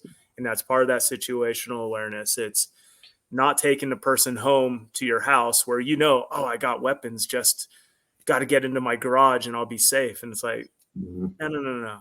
Go to a police station, go to a densely populated grocery store, whatever it is, remove yourself from the situation, get yourself to safety. Don't engage if you don't have to. But if you have to engage, you better be as lethal as that guy wants, because you're going to have to fight for it, So two just things that you just said, I used to always say, you as a trained, from our backgrounds, or just even as a civilian, to tell the truth, you've got to be able to flip the switch and go from 2 to 10 and then flip the switch and go back down to 2. You have to be trained and prepared for that. And 10 is ultimate violence. Like, I'm taking somebody's life, and then I come down to 2 and I'm taking a breath and I'm back to being a logical, rational human being, because it isn't that easy to go to 10. I mean, 10 is fucking crazy. It just is. And then the other point to your thing, are you, well, I don't know. Well, let me just hold off on that. Redbeard, I want to give you one more opportunity to speak, and then I kind of want to come over to the board here and then use this. Unfortunately, for anyone who's listening on Spotify, this won't be as good, but for anybody watching this video. So I wanted to everything that we're talking about now, as we kind of segue into, because we're already going down that road right now. So I kind of want to get this in there because there's so much more to this. This is only one tool in your toolbox. And if anyone's watching and listening, you already see, we're trying to do this in a 2 to 3 hour block of time. There's so much to talk about, and every one of us is already interjecting all these other variables and all these other things you have to take in consideration if you're being serious about this. So, right. Redbeard, you want to jump in here, and then I'm going to come over. Yeah. So just real quick, I kind of want to go back to like the whole response time thing, which I think is a great point. It's a great thing that needs to be brought up, I think, almost consistently, because it's like people still try to justify, as you guys have mentioned, like, oh, like they'll be here in no time at all. Well, that's all good and fine. And Mark, I don't know if you've ever had this experience at all, or ever heard of this experience, but there's a couple times where I've had to, make a call to the cops because, things were getting pretty escalated out in the street at a previous place where I lived. And Mark, where that is. It's a fine neighborhood. Oh yeah. It's real full of flowers and gardens. I'll just put it this way. Okay. And Mark, I might've told you this, but I looked out the window one day, and there was a guy who was shot like 3 blocks down from me, who died on a discarded bed just outside of my yard. Like, I looked outside, I was like, holy shit, like that escalated quickly. And there is already somebody on the phone getting an ambulance there. But like, yeah, no, it's a great neighborhood.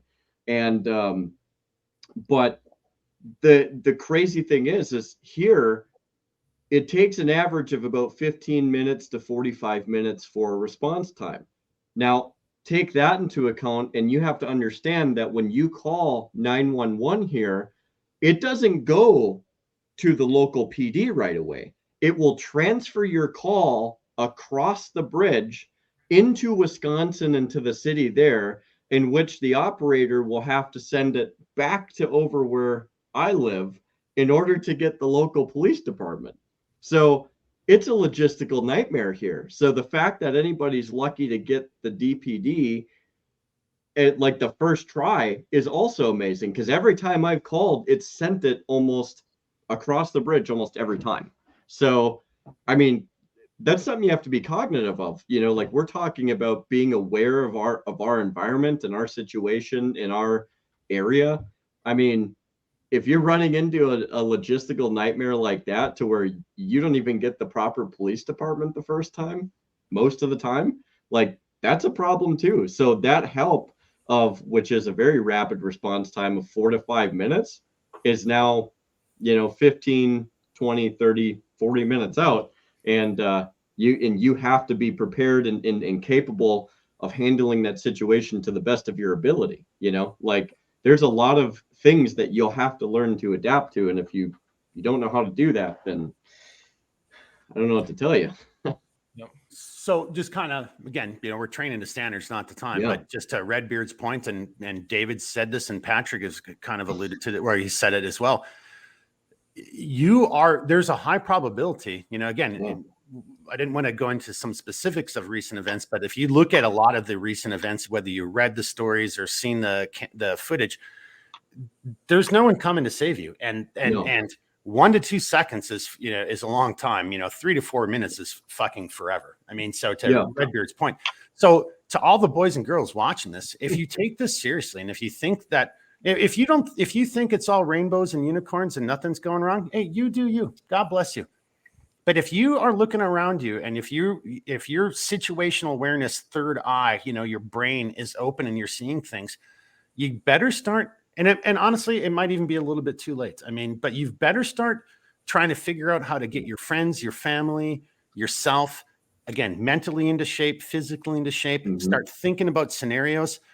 Maybe some of the scenarios you come up with are a little bit, wazoo. I mean, I think the ultimate point on this from a situational awareness perspective is like, you're not a spy. You don't have to think about SDRs in the sense that everybody's talking about them. And that's where we're going to go right now. It's a little bit of a segue, but like, just think about the tricks, and I'm just going to give a few examples. And I guarantee these 3 guys will come up with about 10 more examples, and everybody watching and listening, you'll come up with your own examples because your environment.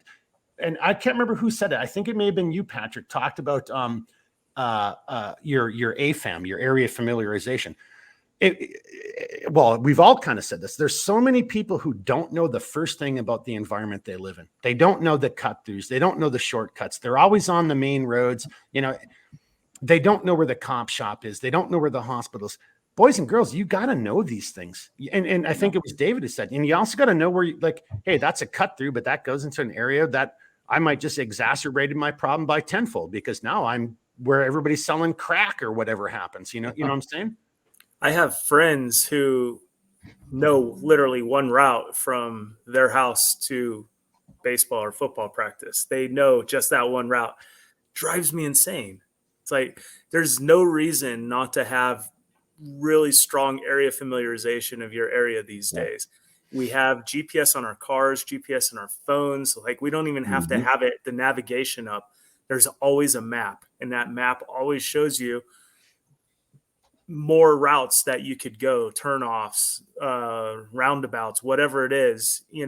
There's so much opportunity these days to be familiar with your area without putting in the work we'd have to back in the day, like literally driving up and down every street, getting to be familiar with our neighborhood. Now I just look on my phone and I could find 1,000 routes to the practice. It's not that hard. And when I hear those comments, it's just like, face palms. Like, come on, guys, that's not even an excuse these days. That's just lazy, lazy at its best. Come on.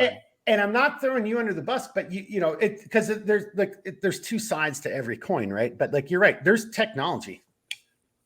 This shit. There's so much technology just on that little phone, right? And half of the cars have GPS and big, displays, built into the vehicles themselves. So you're absolutely right. What is your excuse? Well, it's pretty weak. But I will just say this: the map. This is a cheesy line from a movie, but I kind of like it because it's truth. The map isn't the terrain. You still have to get out there and you still have to know it, right? And I see David knows what I'm talking about. I'm not throwing him under the bus. He's just trying to keep it simple, stupid, but he knows what I'm saying. You still got to get out there and you still have to learn it. You got to know it because what your Google Maps shows you, and for everybody listening and watching, How many times have you followed your vehicle's GPS and it took you the longest route, or it got you lost? You know, it's like, Yep. all right. Hey, so with everybody's permission, on that note, because David, you also said you're stealing my thunder, and that's what I'm going to do here. That's, matter of fact, roundabout is right up in this corner here. So should we just go in this right now and just show some real basic techniques, or does anybody have anything they want to throw in? And also, I know there's time constraints. Is everybody still doing okay? Yeah. David, okay. I got another like 15. Okay. Yeah, getting All right. close. Well, then let me do this real quickly, because I know Patrick and David, I really want to hear, you know, no offense to Redbeard, but I want to hear you're going to be here until the bitter end. These guys might have to bounce. And I want to hear what you guys have to say and how you can add to this for everybody, because I'm just going to kind of go through this really quickly, right? But these are some techniques. Again, you're not a spy. You're not doing a 6, 12, 24-hour long SDR. You're not doing multiple islands, you know, from foot to vehicle to subway to all. You're not doing that stuff, right? And you don't need to. So I got Spoon just showed up, so he's going to actually manipulate the camera for me for a second, and I'm going to point out a couple things and just talk, and hopefully, and you guys, if you can't hear me chime in, I don't know how this is going to sound when I'm away from the mic, but we'll zoom in here just a little bit. Oh yeah.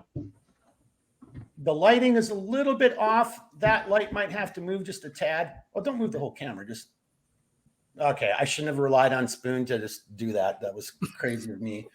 All he had to do is zoom in. Well, to be fair though, Mark, it did. Yeah, it did. Oh yeah. Give me a sec. Yeah. Okay. Good call. Thank you, David. Give me a sec.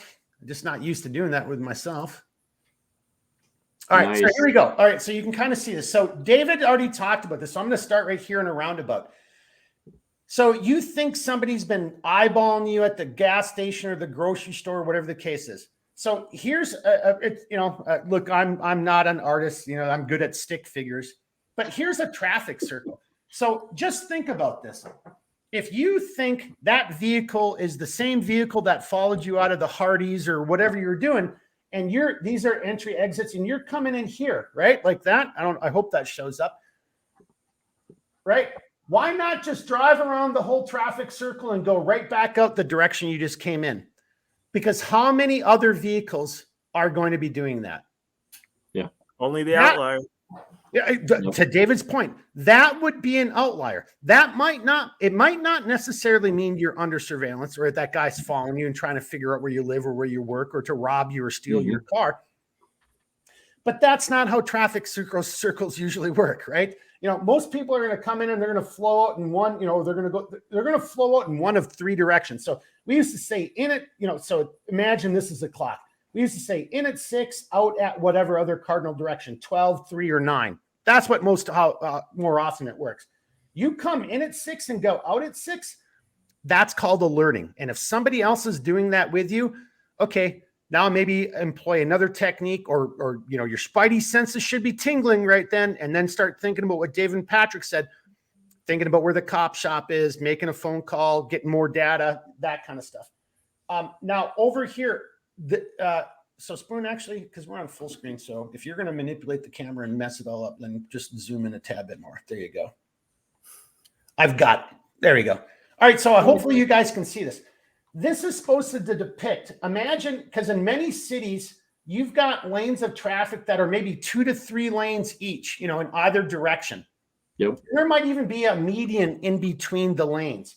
So however you're flowing, but if there's a business, whether it's a gas station or a shopping mall, whatever the case is, there's a flow to it. If you're driving and you just left for example, your house or the bookstore, and this guy's been behind you for a while now, instead, you know, you can flow out of you're heading this way. Let's say that's east. Flow in like you're going to go into this parking lot for that business. Now, some businesses will have access roads behind the actual shopping mall or the business. I don't highly recommend it because, you know, now you're back there, and to David or Patrick's point, which is very legit, now you're in an area where no one else is going to see. Most places nowadays, they'll have security cameras, but what is the security camera going to do for you? Record you being killed. So for the court case after you're already dead, but it is an option to you, right? You can still come into a location, go flow around it, and then flow out to the street that's coming down like this. People who really are worried about time and stuff, they know these little cut throughs. Yep. Right.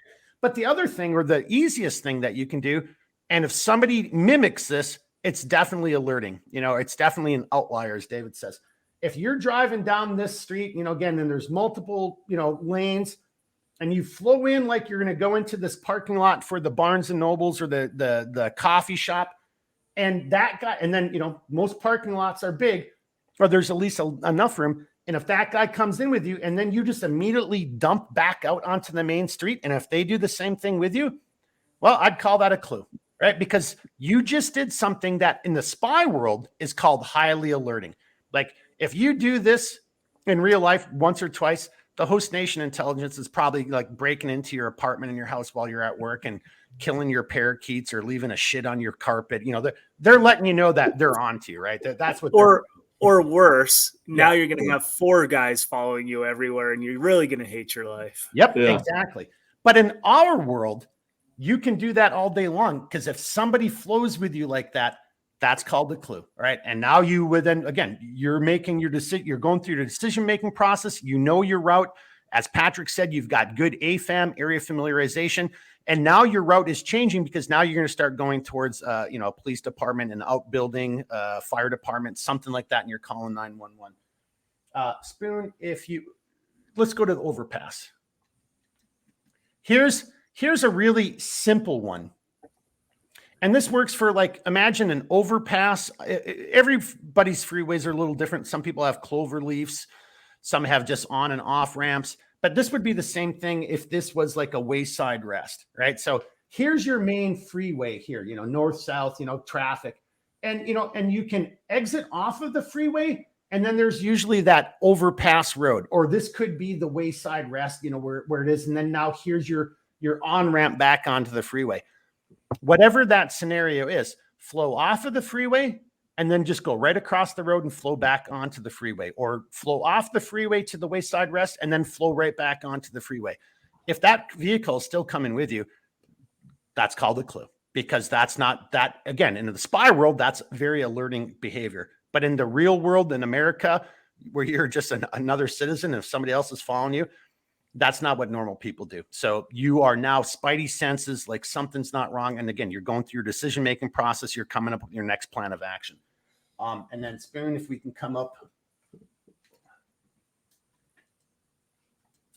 Let's just do this single lane right here. So I'm just going to, well, actually, let's come back to this one at the end. Let's just go down to this big one. Sorry, I'll finish that, because that's actually more for what spies actually would do. So this is going to be covered up a little bit because of my mic. I apologize to everybody. Let me see if I can move this out of the way just a tad. Yeah, that's about the best I can do. Sorry. But to David's point, David was talking about, you've got this big open world in front of you. It's called the city. It's called the country, that wherever you live. This is a really bad map, but I'm just trying to point out some examples. This right here is where you live. Right? This is your house. Let's say right here is where you work. You have to know all the terrain between where you live and where you work. Is it a one-way going this way? Is it a one-way going that way? Is there a park here? Are there other businesses? Is there an area where I can cut through a residential district to get onto another, main road? And I apologize. I'm looking into the camera and I can see this kind of looks like shit, but I think you get the point. Or here's a bridge. You already heard David talk about choke points. Bridges are choke points, right? Most people try to avoid choke points, but it also makes your surveillance, if there's more than one person following you, that it makes them collapse onto themselves, and you can see more people coming through these. So you do it to kind of to shape the environment to your advantage. But know all of the routes between your house and your business, because today you might come down the main road, and there is something to be said about left-hand turns versus right-hand turns. Just think about this. I don't have to go into detail. Turn to your right. Think about walking around a building. You're on a sidewalk. You're walking down the sidewalk, and then you turn right on the sidewalk. Well, what are you going to see? Probably nothing, right? Because you don't get a good look. unless you know by turning right, there's going to be a bus stop or some reflective thing there where you can actually see who turns right behind you. Otherwise, what you really want to do is you want to turn left, because what happens when we turn left? Everybody naturally looks to the sides, and that's natural. You get to look back the direction you just came to make sure traffic doesn't run you over. And that's when you're catching a glimpse of whoever might be behind you. It's the same thing when you're driving, right? So as many left-hand turns as you possibly can build into your route, it's to your advantage. But have alternate routes. Oh, today, and I think it was Patrick who said this, today I'm going to take this route, to my business, that's route 1. The next day, if you think you see something, as David says, an outlier, something that's not normal, because you should know what the vehicles are in your neighborhood, because if you live in a neighborhood, you know your neighbors, and that vehicle doesn't fit in here. And if that vehicle comes up with you, then take an alternate route, and then build in little stops. This could be a bookstore or a gas station or a coffee store here. This could be something else right over here. Come here, go up there. Then go, and by doing that, you're going to drive across a bridge. So you're going to drag people. Dragging means make them come with you. And then I'm going to come up here and I'm going to take a right. Now, this is a one-way, and I'm still working my way to work. Well, my business maybe there's a bookstore right here or whatever it is. I might come down here, come across, come here, and then turn back on myself because there's a one-way below that. Know your routes, know your environment, and make your environment and everything work to your advantage. I could go and I could literally spend 2 days doing this stuff and it wouldn't do it justice. We would still have to get out in the street and drive this, but know your environment. You might want to drag people through a residential area. Like I just said, drag people through a park. Maybe there's another, again, have multiple routes. Well, this day I could go this way. Next day I go like this, whatever it is. Have all kinds of options in your hip pocket. And here's the cool thing about it. It's not always bad guys and spy shit. Well, sometimes you might be daydreaming yourself and you missed your turn. Well, don't panic. Just know that you can go to the next turn and then turn and then dog leg and do all these other type of things. So use it to your advantage. You've got to know your routes, right? But have multiple locations and know multiple locations between point A and point B, where if you need to spin off the road to do something like this, or you want to go to, like Patrick said, hey, I think this guy might be following me. I'm going to go into a major parking lot and I'm going to go to the Barnes and Noble, get a coffee, look at a magazine, and if this guy follows you in and wants to do violence against you inside of a Barnes and Nobles, well, I mean, shit, either you've done something horribly wrong or we're in a completely different world at that point. That's beyond Mad Max shit at that point right there. And to add some color to what you're saying is, let me bring you up. Give me a sec. Go ahead. So to add some color to what you're saying, people need to already be establishing behaviors and practices where they are taking different routes. And that's not just for surveillance, but general security practices. You kind of alluded to it like, you're daydreaming. And the reason we daydream and miss our turn is because of the muscle memory of taking the same route over and over and over and over. That allows us to daydream that because we're on autopilot.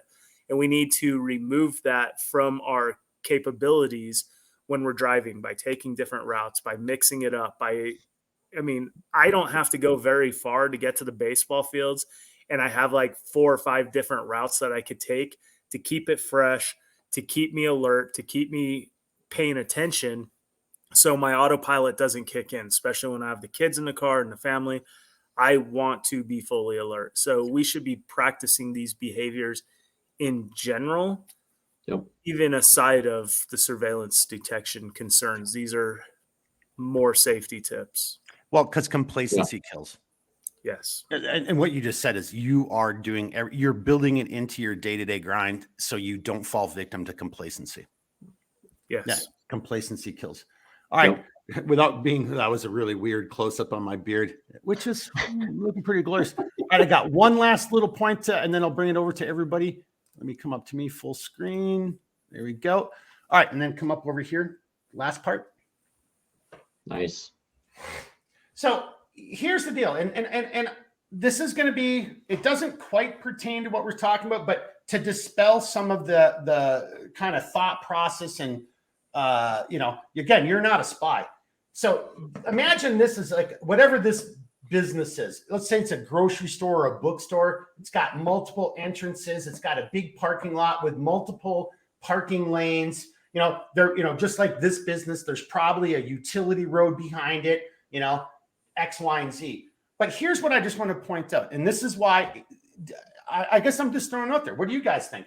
Do you think where do you think the average criminal, if they're following you to ascertain if you are an easy target, or it's the guy who wants to kill you or doesn't like your daughter or your son, whatever the evil fucking thing is that's going on, where do you think they're going to set up to watch you, observe you go into the business so they can observe you, then leave and then exit? If this is where you parked, where did most people, and hit pause, right? Where do you think the bad guy, this is your vehicle, this is where you parked, then you walked into here, and now you're going to walk up, because that's what most people are going to do. Yep. So whatever. But here's the spy world, right? Your surveillance guy isn't going to be in one of these vehicles right around here, because that's where most criminals are going to be. A real surveillance team is going to be, and it's going to be one vehicle probably and one vehicle only.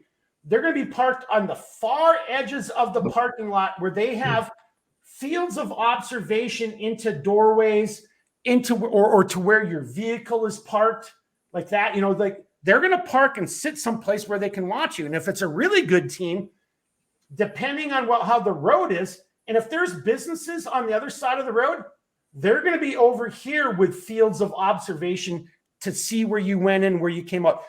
Dude, you don't even look at these vehicles as a spy, because no surveillance team is going to be right there. They're going to be way the hell away. And what you also know is the next vehicle that's going to follow you out of this location isn't going to be in this parking lot. It's not the person who can see you. It's going to be the guy. So here's my road. It goes east-west. Here's a north-south intersection. There's going to be a vehicle parked on a side street to the north, and there's going to be a vehicle parked on the side street to the south. And when the person who's observing me watches me drive out, they're going to call me out. They're going to say, oh, he's going west, or he's going east. And then these guys are going to be ready. And then if I turn right, this guy's going to follow. If I turn left, this guy's going to follow. If I continue straight, there's somebody set up over here who's just going to pull out onto the road and follow me in that direction. And it's the same thing if I go east on the road. That's what real surveillance looks like. And it's going to be multiple vehicles. You can pan it back up. It's going to be multiple vehicles, lots of communication. That isn't what we're talking about, right? So get that shit out of your mind as I end on that. That's not what you guys and gals are going to have to deal with.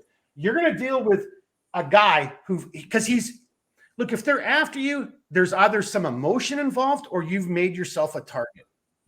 It's one of the two things. It's either something personal. I hate your daughter. I hate your son. I hate your political views, and I'm coming after you.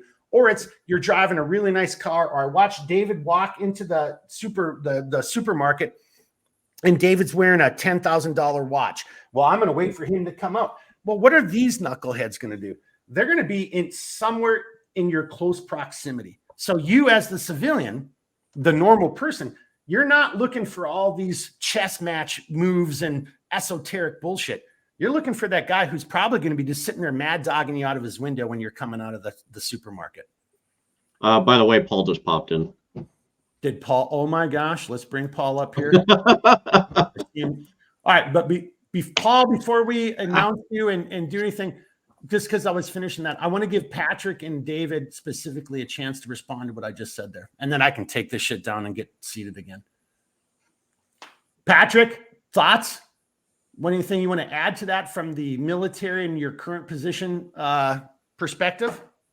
Yeah, actually, kind of a lot there. I think, and those are all good points, right? Because you're not dealing generally with intelligence trained people when you're dealing with this stuff. You're dealing with predators, and predators usually are kind of like they want to be on you. They don't want to lose you, that type of thing. So they're not going to take a chance of being at the outer fringes or of a parking lot or across the street or whatever, right? Because you're right, it's going to be a lot more direct. So it should be a lot easier to observe if you are observant. So takeaways too from this, I think, we talked about like situational awareness and knowing your environment, knowing the streets, knowing all this stuff. that also begs the question, well, what if I'm traveling on business or something like that, like that, like I'm in a different place that I don't know. So just a quick checklist of things to look at, like, hey, number one, where am I staying? Number two, like if something were to, happen, like where's the hospital? What are the major roads in and around the area, right? So if you look at a map, like whether it's a grid or just kind of all over the place, because it's like East Coast, generally speaking, like you want to know where your larger artery roads are, because that's more traffic, and with more traffic, there's probably more businesses around there, right? Because that's why businesses, choose locations like that. So find out where those are, where the major intersections are. Because in this situation, if you're in a brand new place, you're probably not going to, jump off and go driving through that neighborhood that you don't know, because you're not going to know how to get out there. So just understand those things, right? And then, finally, just if you're in a pinch, hey, and your GPS is trying to take you on some, wazoo route through a bunch of side streets and things like that, just stick to the main routes, and it's force the damn thing to reroute you on something that you're going to be comfortable in. So, I mean, a quick war story. I knew somebody in 2020 who was going through, I think they were in Chicago. They were going to visit somebody. They weren't super familiar with the area. They followed their GPS. They ran right into a riot. Saw a guy on a motorcycle run over a Chicago police officer. They thought they were going to get pulled out of the car, all because just they're following the machine, telling them what to do. So make the machine work for you. Yeah. Well, and don't forget, GPS is always live. But one of the things that you just said there, Patrick, I just want to kind of throw it there real quickly is, none of this. All of this stuff, and so let me rephrase that. All of this is contingent upon you, the individual, right? You are in control. You are the only one who everything I just said, to Patrick's point, you got to know your local area. If you just turn, like, I think this guy's following me, I'm just going to turn left into this neighborhood, and you have no idea what you're turning into. And if you turn into a cul-de-sac and now that guy blocks you and you have no, egress out of the cul-de-sac, well, that was a fucking stupid move, right? So it's on you. No one's going to save you. Your GPS isn't going to save you. The cops aren't going to save you. I mean, well, there are examples in history where Mother Nature did save some people, but I'm making a little bit of a joke to try to lighten the mood a tad bit, but it's on you. You're the one, and how you take that upon yourself, and then how you impress that onto your family. And this kind of goes into what David's doing over at Reno Dads. How you're sharing that with your family, whether that's your sons and daughters, or your spouse, or your siblings, or your parents, or your community. That's the stuff that each and every one of us, I think, needs to start taking seriously. And I know we just kind of like whizzed through that. That was a pretty bullshit kind of way of doing it, but I didn't know how else to and I really felt that I needed to kind of just show some of these things. So again, to Patrick's point, maybe it's a roundabout. Maybe it's, zipping in and then zipping right back out of a parking lot. Maybe it's an off ramp, on ramp, whatever it is, find the tools put some tools in your toolkit, know your environment, and then pick out the tool. Because David said, whenever you see that outlier, realize know in advance what tool that you can best use to deal with that outlier as it's presented to you at that moment. Yep. Hey, Mark, can I add one thing? Yeah, of course. So the commonality. No, I'm sorry, Patrick. You're a guest here. You can't add anything at all. Okay. No, not allowed. Sorry. I'll zip it. From a commonality standpoint, one thing that I think is the same, whether you're doing this stuff professionally for a governmental organization, or it's a situation where you on your own have detected surveillance.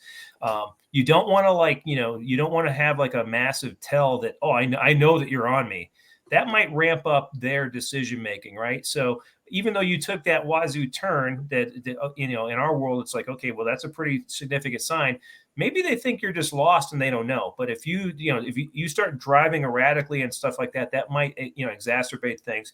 And while you're on route, then just start moving to that place of safety, right? And you don't want them to know that you're leading there. Now, if they really know the area and they're hardened criminals and they know where that stuff is, maybe because they've been a guest in the lockup or something like that, they'll know and they'll peel off. But if they don't know, I guess they'll find out when you get there, but you don't want to alert them, because if you've already called 911, you give them a vehicle description, a plate, maybe they're already looked for it, and you're kind of keeping them in play for law enforcement to take action on it. Oh, you're muted, Mark. Hey, just a quick response to that. And I'm glad you brought that up, Patrick. Some things that kind of just maybe like glossed over, I just assumed took for granted, but then we'll come over and introduce Paul and let Paul jump in. But again, so our terminology was alerting, right? Like, you don't want to be alerting. And so Patrick's exactly right. If you do something that is super wazoo, again, the guys who are, for nefarious reasons, for bad guys reasons, who are following you, whether it's, about you, your family, your business, whatever, or just target of opportunity, you do something alerting, be prepared now, because you can get away with that as a citizen in America. You can get away with that. As an intelligence officer in a foreign country, that burns you. You're done right there. You might as well just pack up your bags and go back to the States. But to Patrick's point, with the criminal element, that still can be seen as alerting, and they might ramp it up a little bit. He's exactly right. So having your hip pocket, having your decision-making process, have thought that through and have rehearsed it, because maybe you don't go directly to a cop shop. You're already on the phone with 911. You might just go to that supermarket, or one of the little examples I had. You might say, hey, I'm going to drive up to, again, here in Duluth, I'm going to drive into Kenwood, and I'm going to drag them in from the, what is that there's a secondhand game store, or super. I'm going to come in by the supermarket, and I'm going to drag them all the way down to the Goodwill, and then I'm going to park between the Goodwill and the Arby's. Can you have a squad there? Because, if this guy follows me and does that same thing, and again, it's the guy behind me in the white Bronco or whatever the case is. So to Patrick's point, I mean, everybody, you've got it. There's no one easy answer to any of this. And Patrick's comments, I don't take as an insult or anything. I take as a great point. Like, you've got to think through, this is there's so many aspects and so many dimensions to this. It's not as easy as everybody thinks it is, even when you're just dealing with stuff on American soil. Thank you, Patrick. Did I sum that up pretty good, or do you want to add a little bit to that? Yeah, no, I think that was pretty good. Okay. All right. Let's bring it over to Paul. Paul, you're here late to the party. I know. Hi, Paul. We are happy to have you here. Go ahead. Go ahead and just tell everybody who you are and a little bit about yourself, and then I'm gonna go ahead. Yeah, so I'm Paul. I'm late to the party. I might be a closer here, but I feel bad because I haven't heard anything before this. So I'll maybe I'm good for part two, or maybe I can just add a few things to this. But I work in the technology field. I've been on a couple previous podcasts, and we're all like-minded, and I'm here to share anything that I know, and I'm also here to learn from others here. I just keep muting myself, and I keep forgetting to unmute myself again. So before we go any further, again, I know, David, you've got some time hacks. Are you still good, sir? Couple minutes. Okay. Well, then here's what I would like to do. So, Paul, you're not late to the party, and you are probably, I love how you just said you're the closer. Bring in the lefty. Bring in the lefty. We're going to bring you in for closing. But so on that note, I want to give Patrick, if you can stick around for a while longer, I think we probably can do this for another 30 minutes, because, boys and girls, part of the surveillance detection, common sense, real world, and we just did the hands-on things. You're not a spy, but here's stuff that you can do. This is much more into Paul's world. There's another side of it, which is the technology, the social media side of it as well. Yes. And you've got to be aware and be paying attention on that aspect of your life as well. But so before we come over to you, Paul, and you can kind of throw some of that in, I want to give David, whatever chops he needs, because he is going to have to bounce, because he's got to take his kids to learn how to be even more stellar athletes than they already are. So, my MO basically, it's my kids, it's my family. It's making sure that they're safe, that I've done everything I can to protect them. So I'm not any different than literally any other guy who's out there wants to protect their family. I have a different background, some training that I could employ, but every one of us could follow this is why my point's always, how do I make this so simple that every husband and wife can figure out how to protect their families? How can we get this down to its most simple form to where we understand surveillance or the entire principles of detecting who's following us, those threats, our area of familiarization, our situational awareness, pattern of life, doing the same route every single day at the same time. Yep. All these little things is what I happen to be passionate about. Well, I take a step back. I'm passionate about protecting my family, taking care of my kids and my wife.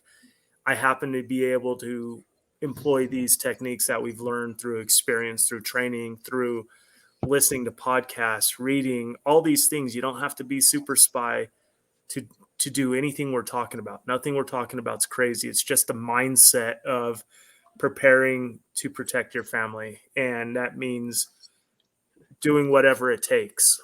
But it starts with the education. It starts with the mindset of knowing what I call them, those outliers, knowing what threats are, outliers, things that, are going to disrupt your day, disrupt your life even. And that's kind of where I come back to it. That's my mission at Reno Dads is, Reno Dads is a lot bigger than just what I'm talking about. There's all kinds of other issues we deal with for the full range of fatherhood and parenting. But my niche topic is definitely security, personal safety, these kind of things. So trying to get people to get in the right mindset of doing what's the most important thing in their life is to protect their families. It's more important than a job, bringing home the bacon, the roof over their house or heads, all that. None of it means anything if you can't protect your family. So that's kind of my entire. I dig it, dude. Well, I hope, let me rephrase that. And hope's not a method, as Jeremy said earlier in the podcast, but I hope everybody's picking up what we're putting down, and David just crushed it right there. It's like, I hope everybody understands that. Like, there's not just one way to do this. It doesn't have to be super spy, secret squirrel, Rambo, whatever. That's not real life, right? That's the movies. And what David's trying to do at Reno Dads, what we're trying to do here at the podcast, and hopefully you're trying to do it as well, if you're watching or listening to this, is like, how can we just be a little bit better at this and take it seriously? And David, I would ask everybody, just, I'm blabbering right now. Stop, rewind it, hear what David just said again, because he just nailed it on somebody. Like, again, your mindset, protecting your family. That's really what this is all about. And I think that was the whole intent of tonight's podcast, is to try to impress that upon people and then provide some very basic skills in the most this is a horrible format, but it's what we have to work with, and to try to give some people just maybe something you haven't thought about before. And if nothing else, to hear some other people with different opinions, different experiences, share their experiences with you, and you digest that and take it, and employ that as you will. Yep. David, I want to give you one more chance, or because I know you've got to bounce here. I mean, matter of fact, we're actually 4 minutes over your timeline. What do you got for us, sir?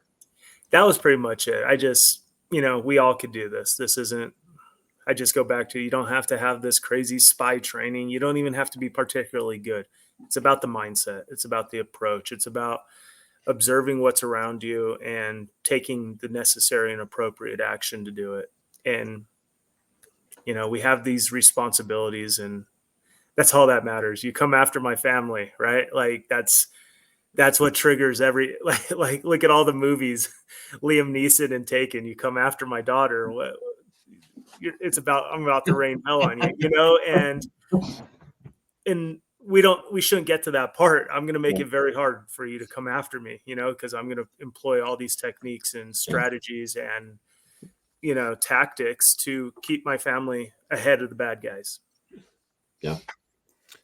A last final closing comment on my part, but just to play into what David just said. And again, you've already heard me say tonight, I'm not the guy who there's been a whole bunch of situations that have taken place in the last 2 weeks, and they're all horrible. And I don't want to point to any one of those specifically, because people have been injured and people have died in numerous cases. And I don't wish death upon anybody. But to David's point, I mean, I think that if you just put it in against the backdrop of this is real, people are dying. This is happening in our society right now. You can either keep your head in the sand and then roll the dice, or you can listen to what David just said and try to be proactive and take active measures to just pop your head a little bit over your foxhole and start taking a look around you and improving your situational awareness and taking the necessary measures to protect yourself. Because again, it isn't about protecting you. It's you've got to be alive to be able to protect your family. You've got to be alive to protect your asset. However you want to look at it, that's what it kind of boils down to. Well, humbly, that's what I submit. David, can you stick around for a little bit more, or do you need to pop out right now? You good? I got to pop out like a few minutes ago. All right. Well, so everybody here on the Appreciate you, podcast, buddy. God bless you. Thank you very much. And I look forward to seeing you again on the next one. And thank you for taking time out of your day to join us here tonight. And love it. Cheers. You know, I'm passionate about this stuff. So hey, and as always, I'll post a link for Reno Dads in here. And and honestly, we talked about this a little while ago, and you know, life gets in the way, but you know, let's talk offline again. I definitely would love to help you out and on with Reno Dads again on some other type of article or something, whatever, or post a link to our podcast on Reno Dads or something, whatever, you know. Yeah, but we do have to talk about what it means to be a man again. Yep. Yes. Yeah. Oh, there's a lot more content where that comes from, especially in the past like 6 months. So For sure. All right, David. Thank you, sir. Everybody. all right. Say goodbye to David. Woo woo, David. Cheers, David. He is a non-suspicious CIA guy. Who can't figure out how to close the window. I guess I'll go right there. See ya. All right. Thanks, Cool, David. bud. Be good. See ya. All right. He is a great man. And I'm not going to lie, just last kind of comment, and then let's come over to Paul, because we'll segue into the other aspect about being situationally aware and looking at your environment and how you can shape the environment to harden your, we call it harden, or make it yourself a more difficult target. But I just got to say this, like, you know, again, I knew David through some pretty weird and rough times, and he's just, him and his whole family are just freaking awesome. Salt of the earth people. God bless him. So, Patrick, anything to add? Otherwise, I'm going to come over to, we're going to segue and we're going to get into more of the, well, you might want to add a little bit more on the physical side of surveillance detection. Yeah. Otherwise, we're going to come over to Paul, because we're kind of, you know, he's kind of coming in a little bit late, but, you know, better late than never. And we're going to talk a little bit more about the electronic or the social media side of it. And that's where we're going to close it tonight.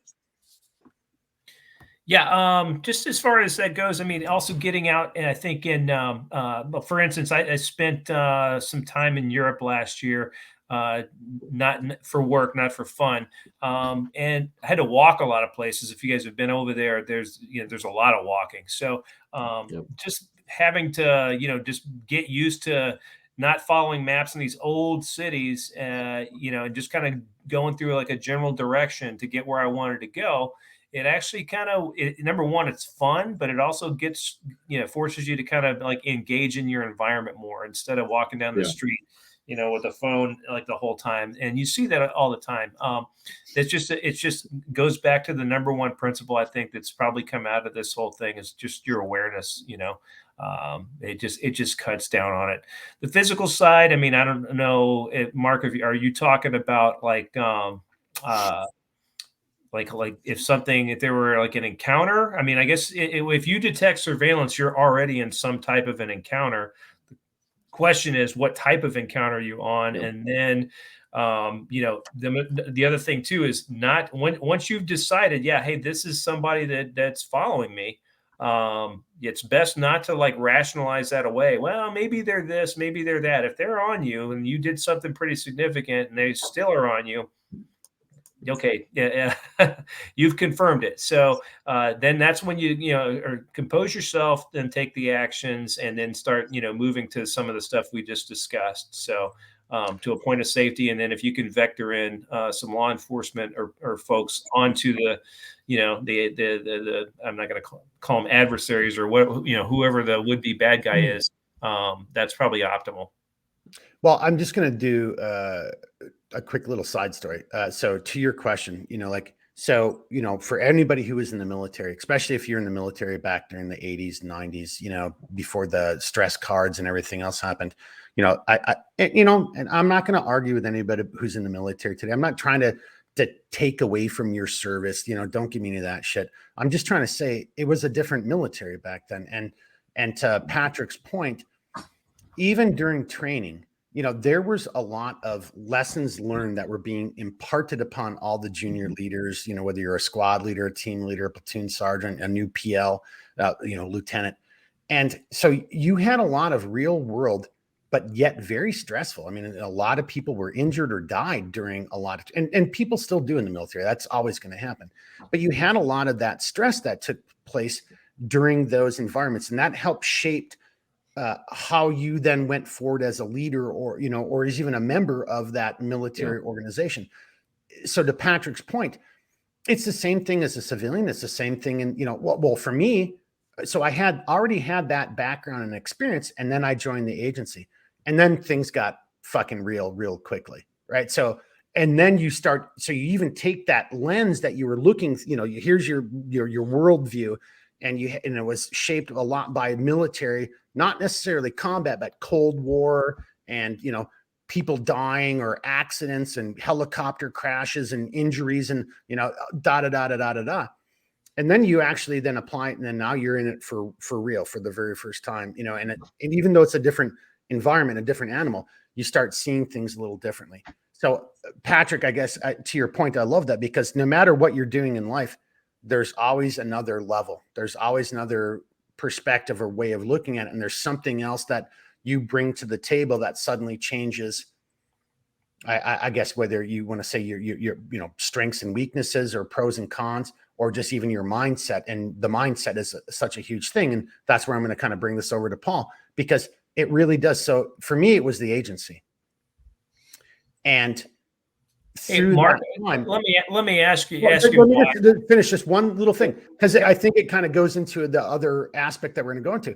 It isn't just surveillance detection. Am I being, you know, surveilled? Is there a host nation intelligence, you know, agency after me? Are there terrorists after me? Am I doing direct action operations, you know, in the war zones? It's not even just that. It's just more of this different mindset. And then how you even look at it.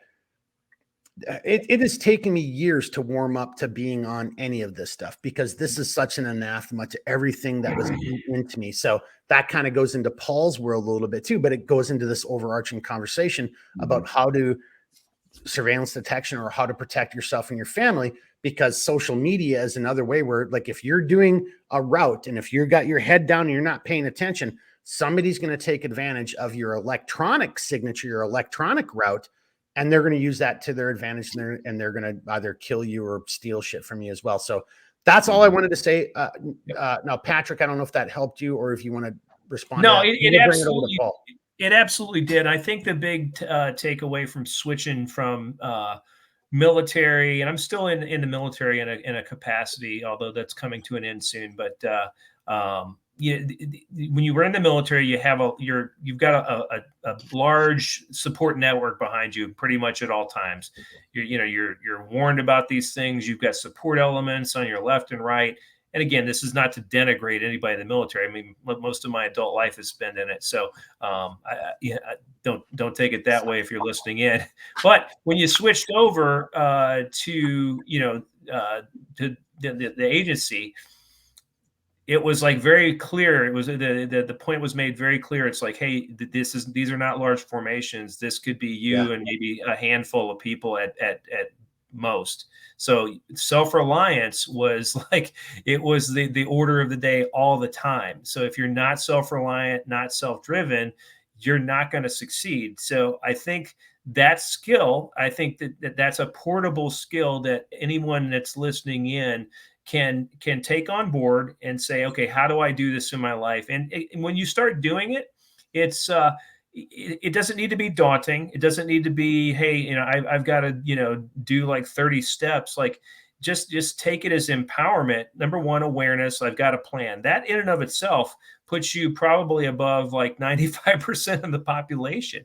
So start that, embrace it. And just, again, it's not about paranoia. It's not about like, oh my God, the boogeyman's around the corner. It's just simply about having a plan. And okay, if this happens, I'm going to have like a couple of courses of action. Which one am I going to choose? And I've got that, right? So, and away you go. That's all I wanted to add on to that is just the self-reliance anyone can embrace. And I would argue that there's probably a lot of people that are listening in that have more motivation and more drive to do that than some people in the military, because they get complacent because it's always given to them. It's always provided to them. Well, and also, as you said, it's also because there's a huge support network behind you. So you take it for granted, Yep.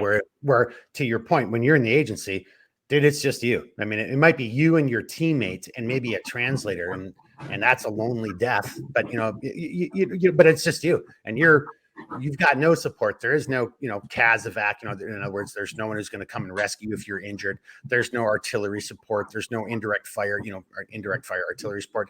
There's no CAS. There's no no one's coming in with a B-1 bomber or an Apache helicopter and saving the day. It's just you and your brain and your wits and your situational awareness and all the things that we're talking about. I see. That's why I think I wanted to do this podcast then, because that is where I think, for me, I really grew up to being a man. I had all that time in the military, but I think all that just led to that moment to help me prepare me for that time in the agency, because that's where it was like, yeah, it's just me. And I've got to be, as you said, you got to be self-reliant. And on that note, I know Redbeard's getting close, but we got to get Paul in the fight here. So Paul, you've heard enough now. You see what we've been kind of talking about here tonight. We're talking about surveillance detection, self-reliance. Patrick brought that up, high-fiving Patrick. I think that actually is the underlying phrase. It's about being self-reliant, knowing that no one's coming to save you. And there's dangers out there in the world. And some of these dangers manifest themselves in the physical, somebody following you, trying to bring, carjack you or whatever the case is. But then to your realm, the thing that you're really good on is the electronic, social media side of it. Yeah. So one thing I want to say is that, there's a lot of different terms out there, and you'll hear dark web, and your information's found in dark web. And yeah, there's a lot of nefarious stuff going on in the dark web, but there's also the deep web. So just put that aside for now. But it is a major threat for you and your family. Lots of things can go on there. I'll take a step back to the first decade of the 2000s. Social media did exist. My older children were on social media at the time. They were heavily monitored. So I was surveilling them. If they wanted to be on there, I was surveilling them with keyloggers or notification of any kind of keywords and so on like that. So this was a positive way of surveilling to protect the children. They would use things like AOL and AIM, MySpace, and then eventually Facebook. But predators existed back then, and I guarantee you that I was able to intercept some conversation from people that were nefarious. So then you move on to more. I just sorry to say this, but that's just fucking scary to hear that was already taking place in the inception of the internet. Evil had already found its roots into it at that point in time. Is that what you're saying? Yeah. Fuck, absolutely. dude. Yeah, it was scary stuff. And I'm not one that, I don't like to be surveilled, and I don't want to surveil. But when you're trying to protect children from predators, and you tell them up front, I told them up front, this is what I'm doing. If you want to use this product, you need to know that I'm going to monitor it. So be careful what you say, because I'll see all of it. Now, I would just, the way it was configured was not, I'm not here to just listen to every conversation my children have, but I just want to, identify red flags in that situation.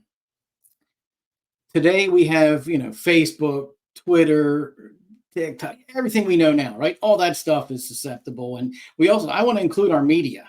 Our media is absolutely contributing to this and encouraging children to do certain things that will get them surveilled.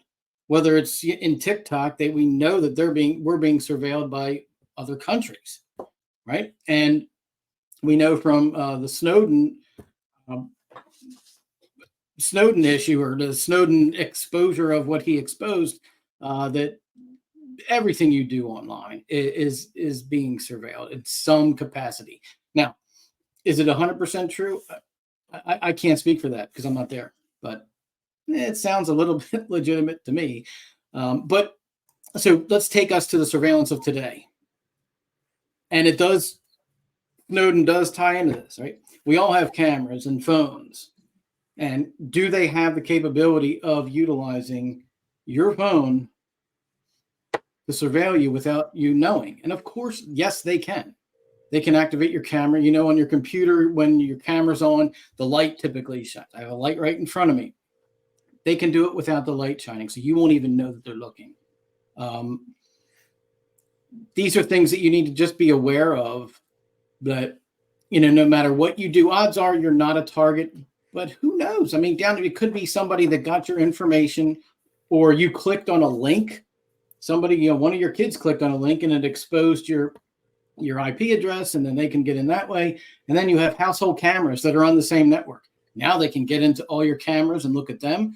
One of the things they can then do is surveil your view of them as they try and get into your house. Now, I don't put any in my house, but I do put them outside my house, which you might say, all right, well, I don't want them to see where I am strategically if they try and break in. But outside is the same thing. If they get access to my cameras, they can see what I can see, and they know where to go around to where I, you know, it doesn't trigger a camera or something like that. So, you know, I don't want to go on too long because I know Redbeard has stuff to say, but, you know, just on the surface level, you know, I can go into more detail down the road, but just be aware. Stuff is powerful.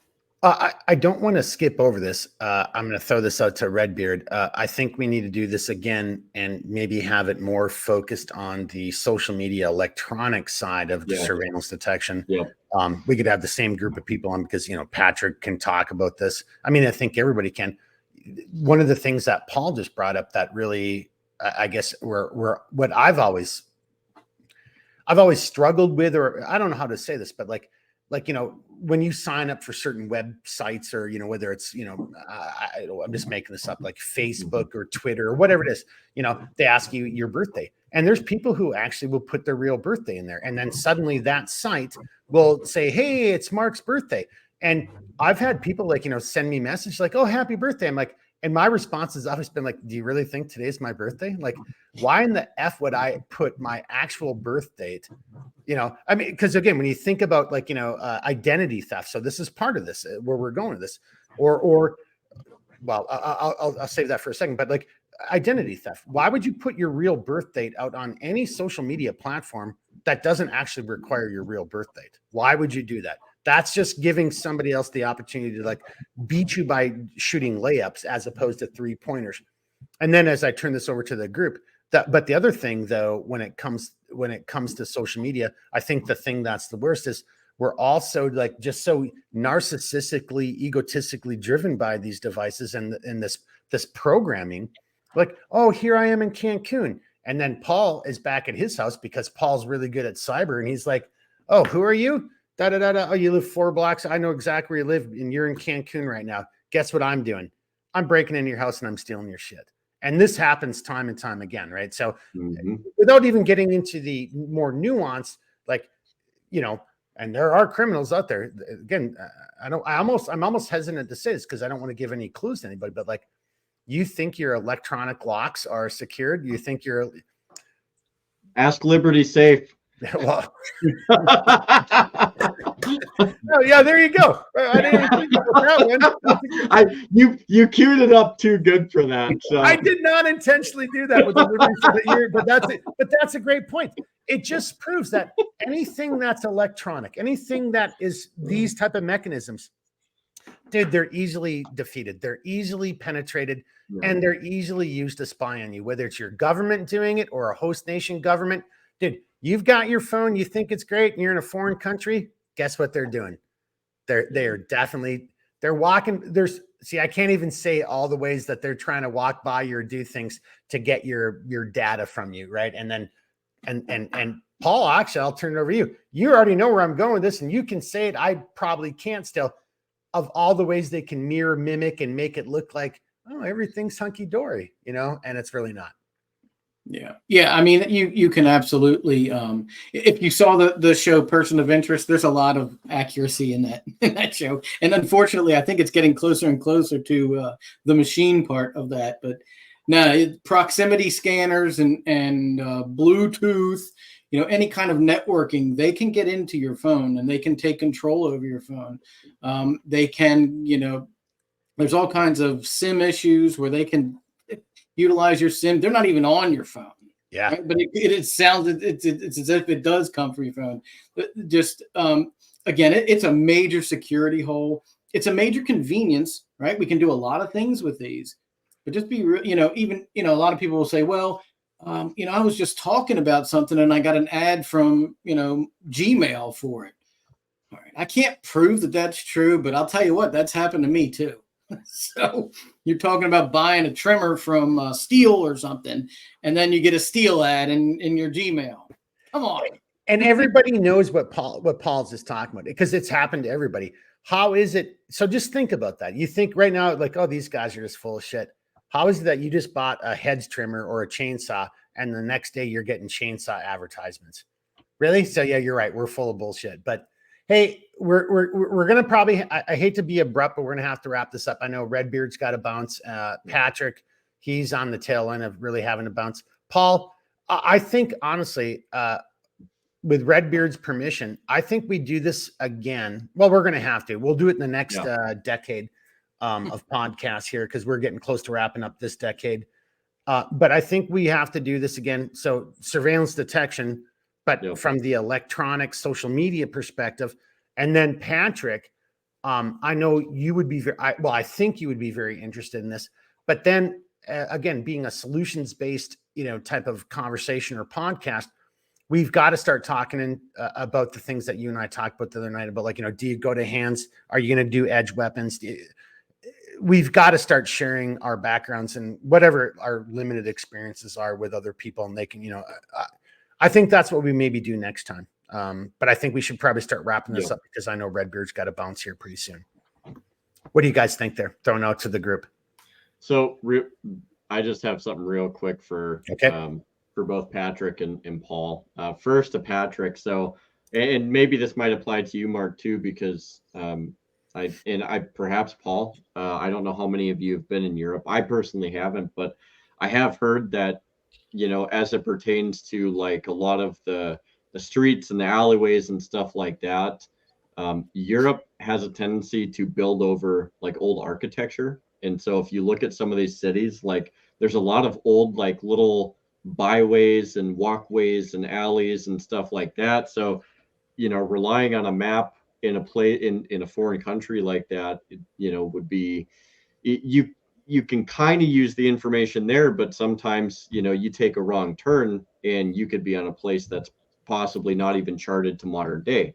And then, so just hang right there. Yeah. Just a little digestible thing, because Patrick is of all this. Patrick was in Europe the most recent than all of us. Yeah. But I'll just say this, having spent a lot of time in Europe, you have to have an actual physical map, and you have to know you have to know the terrain. But Patrick, you've been there most recently than any of us. What is your response to that before Redbeard takes us down into another rabbit hole?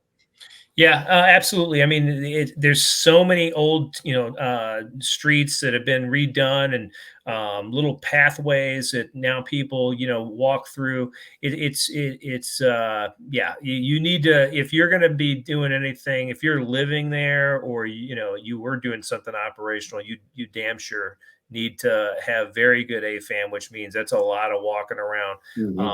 On the technical side of things, I guess we'll call it. I know Germany had laws, privacy laws. I'm not sure. I don't think that Italy did, or they had something similar. France, I think, was a little more, free flowing with this. But like, if you had security cameras around your home in Germany, you could not have them pointing at the street. So, like in America here, we have stuff that, hey, I want to capture everything in my area here, because, if it's out in public, there's no, what they call the right to record anything in public. Yeah, absolutely. Yep. Germany was not like that, which made things kind of interesting. So, and to that note, I think I got to get ready to roll here, but I'll say that I had a conversation with a local who had gone to school in the U.S., and we were talking about the gun culture because the guy that the house that we were over at, he came from Texas, and he's obviously the Texans are proud of their gun culture, and they should be. God bless them. And then I asked the German, I said, Texas. yeah, I said, hey, what are your feelings on this? He's like, oh, no, guns are bad. I'm like, well, what do you mean? Like, what happens if you go home tonight with your wife and your kids and somebody breaks in? Oh, well, you call the police, or you tell them, hey, this is my home, you must leave. I'm like, what if they didn't leave? So it was this weird kind of, I was testing the waters with him because I kind of knew where he was going. But like the whole idea is like they've been desensitized that they can have any real response, or at least that's what the government wants. And I think that's what sets us apart as Americans. And we need to hold on to this, embrace it. Is that, hey, we're responsible for ourselves. So, so take that lesson if you listen in. Always try to end on a patriotic note because I'm proud of where we are, and even though the government goes in different directions from time to time, and people aren't happy in any way, shape, or and there's always something not to be happy about, right? But you, at the end of the day, are responsible for you and your family and your loved ones. And you need to take it very seriously, that responsibility, because it is your responsibility. Nobody is coming to get you. No. It's going to be after the fact. So, and then, that obviously factors into the cyber side. And, we can talk probably about operational security measures and stuff like that next time. But, it's all encompassing, folks. So just, without being freaked out, just be aware and, have a plan when you encounter something, whether it's electronic, physical, what have you. Nice. Before I come over to whether, Paul or Redbeard, something that Patrick just said that I just love is like, hey, take pride in who you are, because I spent a lot, the vast majority of my adult life and, overseas. And I'm here to tell you, knowing as much as people want to, this is my only little sidebar, whatever you want to call this type of conversation or issue. We are unique, and there's no doubt in my mind we're unique as Americans. No one thinks the way we do because we're not like anybody else. We're not 1,000, 2,000-year-old culture that's been, having all these ideas and ideas of royalty and all this other bullshit impressed upon us. We are unique, and and I think this is why you see everybody attacking the gun culture. Now we're totally going off topic here, and I apologize if I'm the one who's sidebarring this, but that is what makes us unique. That's what makes us different, and that is, in my opinion, what makes us feared by so many other nations, and why America has to be destroyed.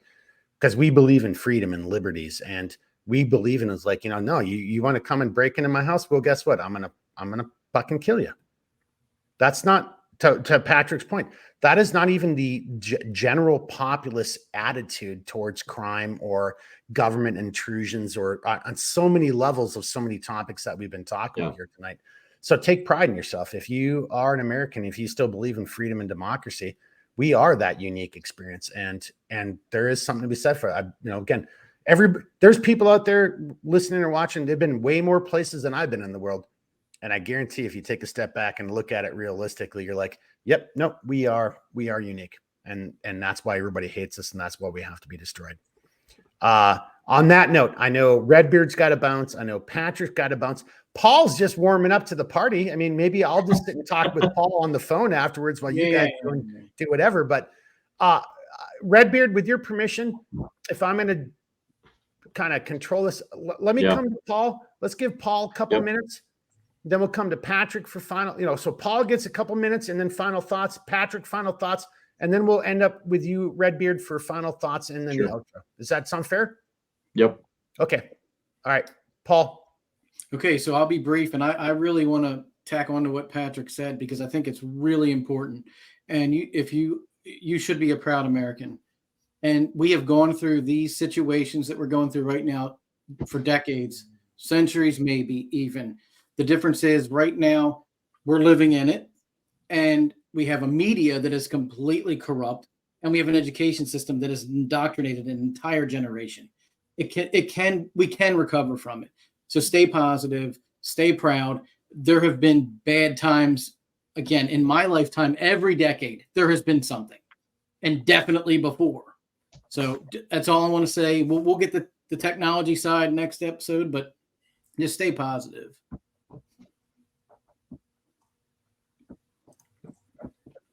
That was it. Just stay positive. I mean, that was awesome, by the way. Be a proud, Yep. be a proud Yeah. American, right? I Yep. mean, Well, don't so give up. Don't give up. See, there you go. That's fist Yeah. bumping you on that right there. Don't give up. I know there's so many people right now who are like, I'm so black pilled. Don't give up. And so that's what compelled Jeremy and I behind the scenes inside baseball. For the last 2 to 3 weeks, we've been talking about like, what the fuck do we do? How do we deal with this? What the hell's going on in the world? What's going on with our country? That you cannot give up. I mean, never quit, never surrender. Keep thinking, keep moving. We got to keep moving forward. And so if there seems to be a subtle change in our podcast going forward, it's going to be because of what Paul just said right there. It's like, we can't give up. We cannot. I'm not a loser. I ain't giving up. That's it. Anyway, we'll save that diatribe for another podcast. All right, Paul, Patrick, let's come to you, and then we'll go to Redbeard for outro, final comments and outro. But Patrick, God bless you, seriously, as always. Thank you for taking the time to be here. I know you're a busy man, and dude, I've always respected you. You're just you're really good at planning. You've got a great analytical, operational mind. What are your final comments, sir? All right. Well, hey, thanks for the kudos. Now my ego is going to blow up. You still owe me money. My wife's going to have to pop that ego. Owe me money though. Yeah, there it comes. We'll talk about that one next time. Hey, I'll just wrap it up by you saying, hey, you know what? Some of the simple things that came out of this: stay alert, stay alive. And what's interesting too is that we've got the Edwin Burke quote down there at the bottom, right? That hey, there it is, as it comes across. All that's necessary for the triumph of evil is that good men do nothing.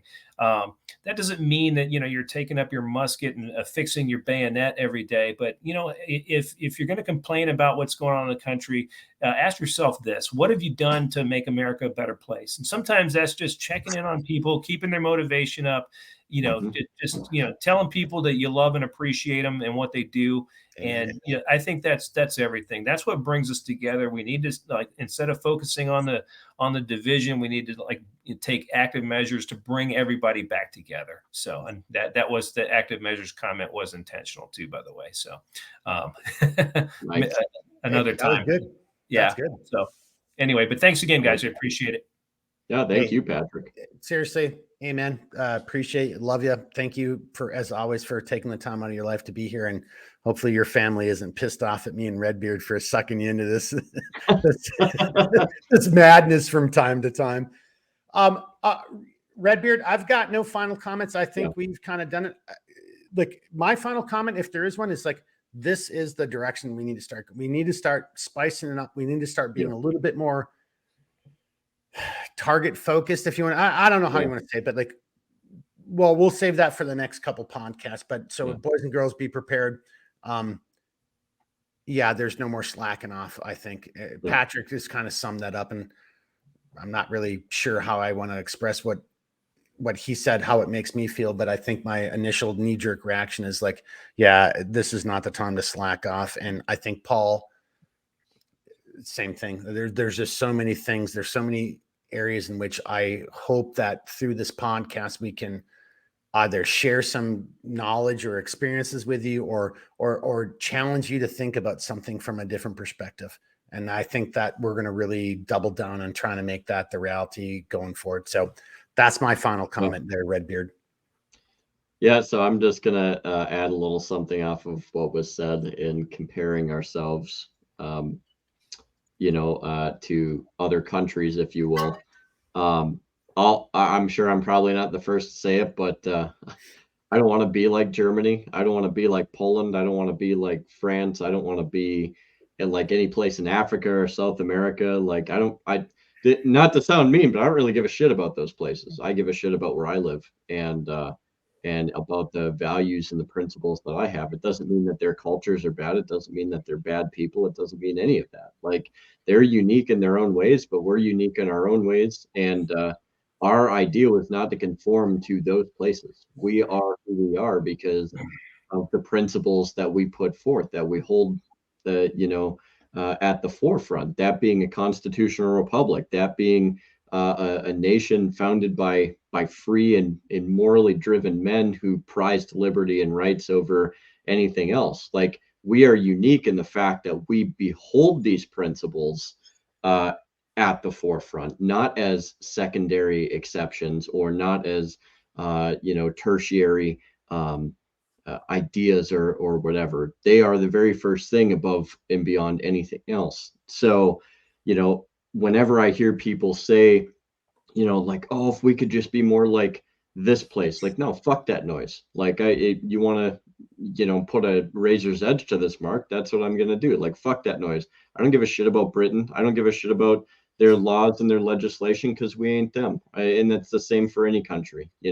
Again, they're unique in their own way. We're Americans in our way, and it's not for us to conform to some other country. So that being said, that means that we also have a way of life to where, you got to kind of harden the fuck up and deal with things that come along, because with our way of life, that requires responsibility. It requires to responding to a certain standard and a level of duty that other people aren't expected of in different countries. And if you're not ready to deal with that, you're going to have a hard time. So I mean, that's all I have to say about that. I have got to get off my ass and figure out how I can get in like a editing software, because I want to take your comments right there and edit those out and make that like dude, I do the podcast with you and you just fucking motivated the shit out of me. Right? I'm serious. I don't know about the rest of these guys, but I was just sitting back like, fuck yes. Fuck yes. That was awesome, dude. That was awesome. Yeah. So, I mean, that's basically all I have to say. So if you're good with it, I'll take us out. Well, hey, 1 second. Let's give all of our guests one last chance. Right. Last comments, anything, boys? What do you got? Anybody? Patrick? Well, Paul? You seems like I was just going to say, during Redbeard's last statement, I swear, if I wasn't on camera, I was going to be all the way up. So yeah, it was motivating, absolutely. Yeah, seriously, right? Wasn't that was like, I'm not the only, I know it's late at night, but like, geez, I got fired up. It's been 3 hours of podcast. I should be getting tired. I was like, Redbeard just like poured some caffeine down my throat. Look, I always have to have the end of show bangers. I got to save up something, for the. Patrick, anything? Come on, sir. What do you got? No, hey, nothing else, guys. I got to get ready to bounce. Love and respect each one of you guys. And Dave was on. I don't even know him, but I'd probably share the same sentiment to him. For you guys out there, again, hey, we have a tendency in our communities to tell each other like, hey, stay safe, brother. But sometimes stay safe doesn't just mean stay away from things. It means maintain your awareness, maintain your physical capability, and maintain the skills that you've been given. So that's how you stay safe. Well, and to Redbeard's thing, peaceful, not harmless. Patrick, as you're just saying, sometimes being safe means you have to know how to like flip that switch from 2 to 10 and go loud and be dangerous, and you have to be prepared mentally and physically in order to do that. Not to be a bad guy, but to protect society, protect your family, protect your loved ones. Lethality can be safe. Damn right. Yeah, exactly. Yep. All right, Redbeard. I'm here to tell you, boys. 3 hours. We went over 3 hours. It's not even enough. It's not even enough time to do this and give it justice. So look out, Joe Rogan. We're going to give you a run for your money. Hey, how about my last comment? A little bit of housekeeping for everybody who's made it to this point in the podcast, listening or watching. Leave us a comment. Redbeard and I go back and forth on this all the time. Yeah, I know this would be better if this was like 5-minute sound bites, but I don't know how you can have this type of conversation and have it not. I mean, you could do it, but it wouldn't be a real conversation. I could sit here with like 5 questions. All right, Paul, what do you think about this? Patrick, Redbeard, moving on. We're trying to be real. We're just human beings, just like everybody else. So, but leave a comment. If you guys want to see us change the format, try to shorten it, or just, I don't know. We should all start doing shots. Every time somebody says that certain word or something, I don't know. But leave a comment. Let us know. What do you think? Redbeard, that was my little final. All right. That was my housekeeping. I'm sorry. I didn't let that up before, and I apologize. Yeah, no, I will. I'll wrap it up. And as it goes, the flame of liberty shall not and will not ever be extinguished so long as there are good men willing and able to defend it. And so, it's, yeah, like Mark says, you guys are the resistance. It befalls on each and every one of us, and we have a duty and responsibility to preserve our republic, our liberty, and our rights. And so you got to go forth onto the breach and fucking kill it every single day. So I'm going to leave it on that. So with that being said, thank you, everybody. Seriously, to our guests, to everybody that shows up for these. You guys are awesome. I truly mean that. I mean, I feel like we're blessed to have all you guys here. So. And we're blessed for having Paul and Patrick on here to join us tonight and taking the time out of their day. So, and to everybody else, thanks. All right, Redbeard, are we good? We are. All right, everybody. Cheers. We'll see you next time. Woo! And I got to